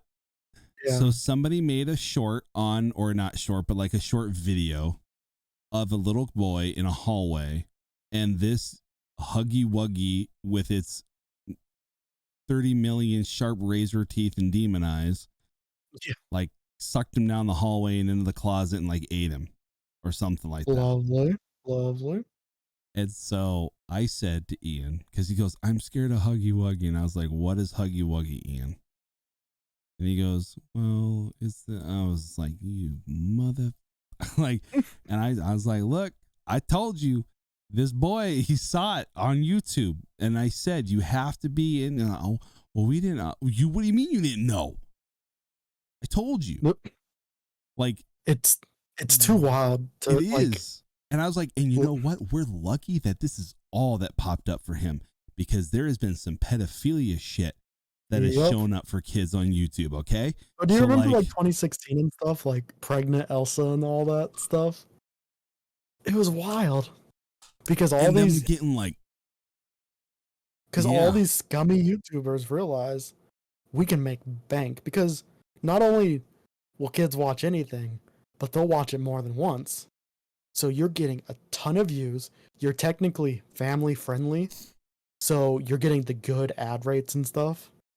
Yep. And so they started doing it, but it's like, why you gotta make it weird? Just make kids content and make bank and leave. Like, why you gotta make it weird? Yeah. But I have a counter. People in this world. I have a counter for you to Google. Oh no. My nephew started talking about Siren Head. He also found him on YouTube. Am I gonna be able to sleep at night? Yeah. I just Googled it. All I did was do Siren. It's the first hit on Google. And if you go to images, there's an image of him and Huggy Wuggy fighting. At least that's what showed up for me. Oh my god. Oh yeah, I see it. All right, so it's a siren head with teeth in the holes. Okay. Like, it's nothing crazy, but it's like, yeah, I definitely wouldn't want a kid seeing that. Yeah, no. Oh, look, somebody made a Huggy Wuggy plush looking carrot color wise, but it's the siren body. Innovation. How wonderful of them. Yeah, I've had similar experiences, and, you know, obviously I'm not a parent, but I don't want, if I had kids, I don't want them on YouTube until they're like a teenager. Nope. Yeah, no. Hell no. Ian's one thing. Ian doesn't even get to have an iPad. Now, the only thing he has is the Nintendo Switch, and that doesn't have internet to anybody weird. Yeah. Like, he doesn't play multiplayer games. He just plays like Lego Star Wars and Mario Kart by himself. Good stuff. And I agree with that. Like, the internet's weird. Sorry, but you don't need to be. Yeah. It's not good. The internet's too weird and wild. You know, internet really started blowing up when I was a teenager, and even as a teenager, there's stuff I wish I didn't see. There's two things that I wish that I could unsee and forget about that I have witnessed. Yeah. Both of which I watched when I was in college, so you were probably in that age category. Yeah. It was like 2007. Yeah. And oh my God. One is Two Girls in a Cup. I wish I could totally erase that from my memory. And I've known about it. BME Pain Olympics. Oh God. Do you know what that is? It sounds familiar, and it sounds like something James watched. Hold on, all right, I'm not going to mute it. Look, BME Pain Olympics is a video where these men tie a string around their, pull it till it's extended, and then take a knife and cut it off. I might have heard. I think James watched that. It is very horrifying. I know for a fact James and one other person watched a video of a man doing a similar thing, but let's say he was cutting the bag open with scissors. Is that other certain person Sam? No. It was Steven. It was Steven. And I was just like, I remember they told me about it. I was like, why do you guys watch this? Yeah. In my defense, I didn't know what I was watching because it was in the very early years of Joe Rogan doing a podcast. Yeah. Where he was just bullshitting around with his buddies. And they happened to be they were recording themselves looking at something on the computer. And his buddy's like, oh, type in BME Pain Olympics. And he typed it up. And then they just turned the camera and boom, I just saw the chop block. And I was like, oh, oh my God. Well, it's like, you know, the further you go back, like, to the internet too, is like for me, it really started taking off when I was a teenager. But also, it was still taking off, so there wasn't as many weird things. Now, the internet is a cesspool. Well, so I wouldn't want to get anywhere near. When the internet first came out, though, it was a Wild West, though. No, it was. Like, it was unmoderated. No, I agree, but like it wasn't as populated. Yeah. So true. now there's like you can find anything, whereas before it was like you'd stumble on stuff, but like now it's real easy to stumble onto Huggy Wuggy or someone cutting open the bag. I am old enough to know and remember Al Gore not creating the internet. No, but seriously, like I think about that, like I feel like my generation is the last generation that has any idea of what life was like before cell phones, before no internet. Like, though it was a short period of time, but like the internet might have been a thing early on, but like in the 90s, but like I was unaware of it. Like we just didn't have internet. But I remember when we did get internet, it was the very typical, like the landline had to be unplugged to be plugged into the DSL line, and then Same. Get off the internet, I'm trying to use the phone. All right. When I was a kid, we had a family computer, and you couldn't use the internet unless you had permission from the parents, because if they need to make a phone call or anything. Yep. I remember. Go ahead, sorry. I remember trying to win an Osmosis Jones electric scooter, and you had to like log in every hour to enter the contest. Nice. And doing that on dial-up was a journey. Do you remember when Cartoon Network's website had kick-ass video games that you could play for free? Yes. Dexter's Laboratory. There was a Gundam strategy game. No. What's it called? Hold on. Wait. It's on some of my tongue. Courage the Cowardly Dog was on there. It was kind of like Don't Starve.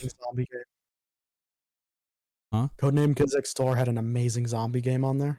Oh, really? But the Gundam strategy game, I felt like a crazy person. Like I'm the only person that knew about that game because it was so good. But every time I bring it up, no one knows what I'm talking about. Are you serious? Okay, now hold on. Maybe we're talking about the same one. It was gridded, right? It was right? It was like Grids and it was kind of like oval greens shapes. So you had like turn, click. And you felt like you're playing chess. Yes. I know exactly what you're talking. And it was on Cartoon Network's website. Yes. It was so good. I loved that game. Yeah.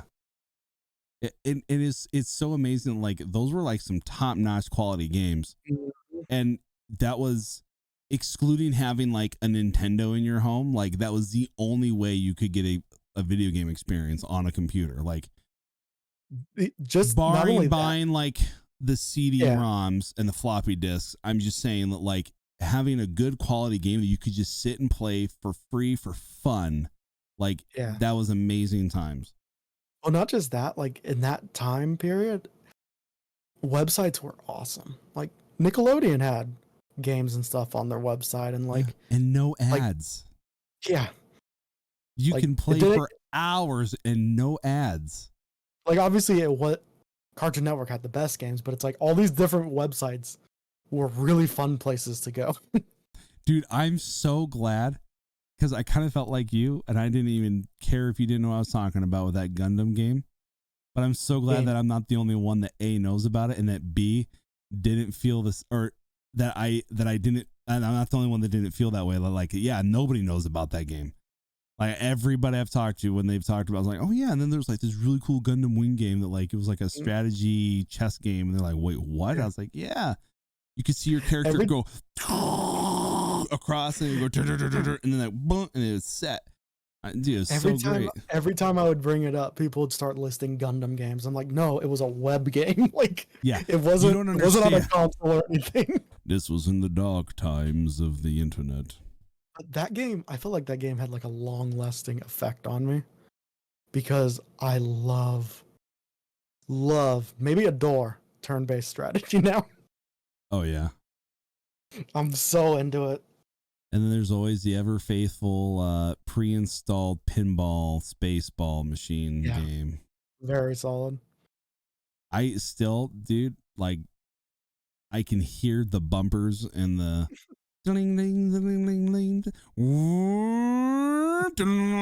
know, oh man. You know what I remember? I remember installing World of Warcraft, and I wasn't a original player. I didn't come until the end of Burning Crusade, the beginning of Lich King. But I remember installing World of Warcraft and not even sarcastically, it taking over a day for me to install the game. Yeah, I bet. It took so long to install that game. Yeah, I bet, dude. It's have you seen in comparison though now, like the amount of floppy disk drives it would take to fill a terabyte hard drive? Have you seen that comparison? It's insane. It's insane. And to think that like one of those was more than sufficient to do the file uses that you needed on your computer. Oh, and even like the micro SDs now, you can get like a terabyte and they're like this big. Yeah. And I used to have like a 200 gigabyte hard drive that's this big. Dude, do you remember it was, and again, I feel like in like 1998 to like 2002, it was a really weird time where like developers were just like, hey, let's fuck around and be weird a little bit. Do you remember when CD-ROMs went mini? Like that big? Like that big. And you had, and like weird. The disk drive would pop out of the computer and it had like the standard and then it had like a little inset if you had one of those little ones. And it was wild, man. And then like all the greatest hits music that you could, oh my God. Yeah. I guarantee you, I have a CD case tray that has pretty much been untouched for 20 years, probably. I guarantee you, if I go in there, I could probably find one of those little CDs. Oh my God. If you do, you have to do it and send me a picture. I will look for it. Send it and send me a picture because that would be amazing. Yeah. I feel similar to you though. Like me and Flippy were talking about it where we felt like we also grew up in kind of a good age because we grew up, you know, as kids, early 2000s. We're 90s kids, but you know, early 2000s. You're 90s babies. Yeah. 90s just like babies. I'm an 80s baby, but I'm a 90s kid. Yeah. But like we grew up playing with toys, playing outside. And then obviously PlayStation 1, PlayStation 2, original Xbox. But then it wasn't until like we were more closer to teenagers that the internet took off. Like not took off, it was already taken off, but like where it was accessible for everybody. Xbox Live, MySpace. And it's like I felt like we got to experience both in a good way where we weren't obsessed with the internet through our entire childhoods. You're not wrong.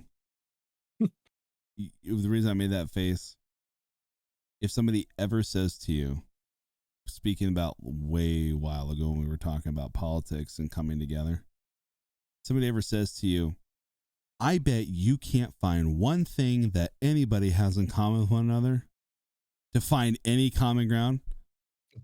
Yeah. Everybody was a best friend with Tom on MySpace. That's true.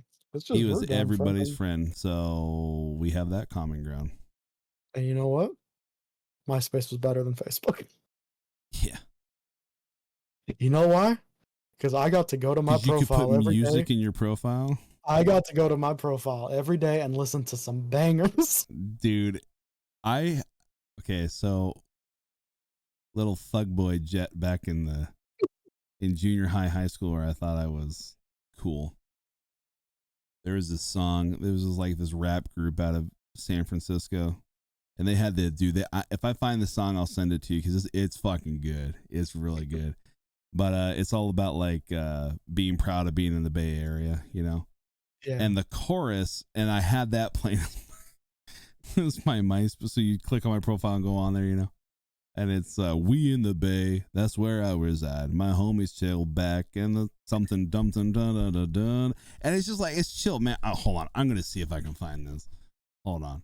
Because it's so good, and I just thought I was the coolest fucking kid. And then my AOL. Go ahead, sorry. Yeah, you could have custom themes. I had the freaking Matrix text on my profile. Yes, dude, I had that for a while too. I hadn't even seen the movie, but I was like, this just looks amazing. The golden days of the internet.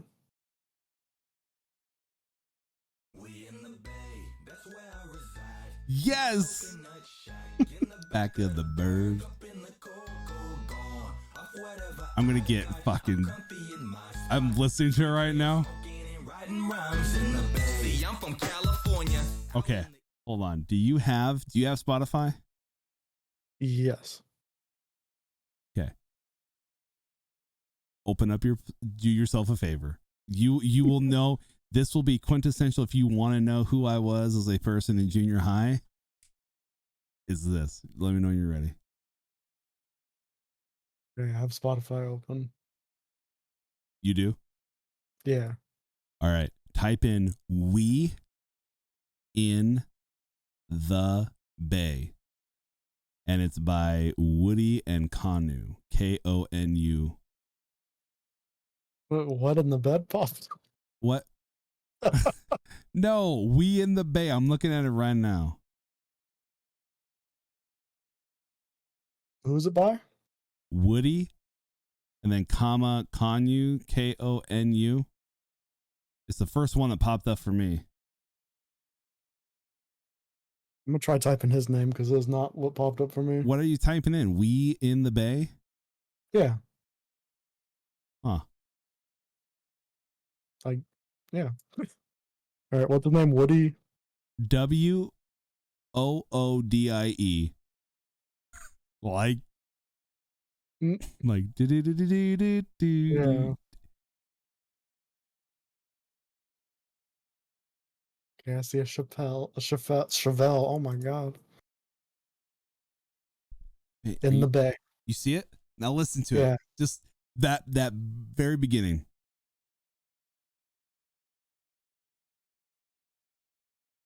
Bow. Bow. Bow. "We in the Bay, that's where I reside." Isn't that great? That's a banger right there, man. That was pretty solid. It's all about that bass. No trouble. Thank you. Oh man. Well, this has been fun, dude. It has. It has been an emotional roller coaster. Yeah. And I'm not upset about it at all. I'm not either, but you really like. Go ahead. You really think about where we started with Hogwarts, and we got like war and stuff, And then we ended ended in on the Bay. nostalgia. "We in the Bay, that's where I reside."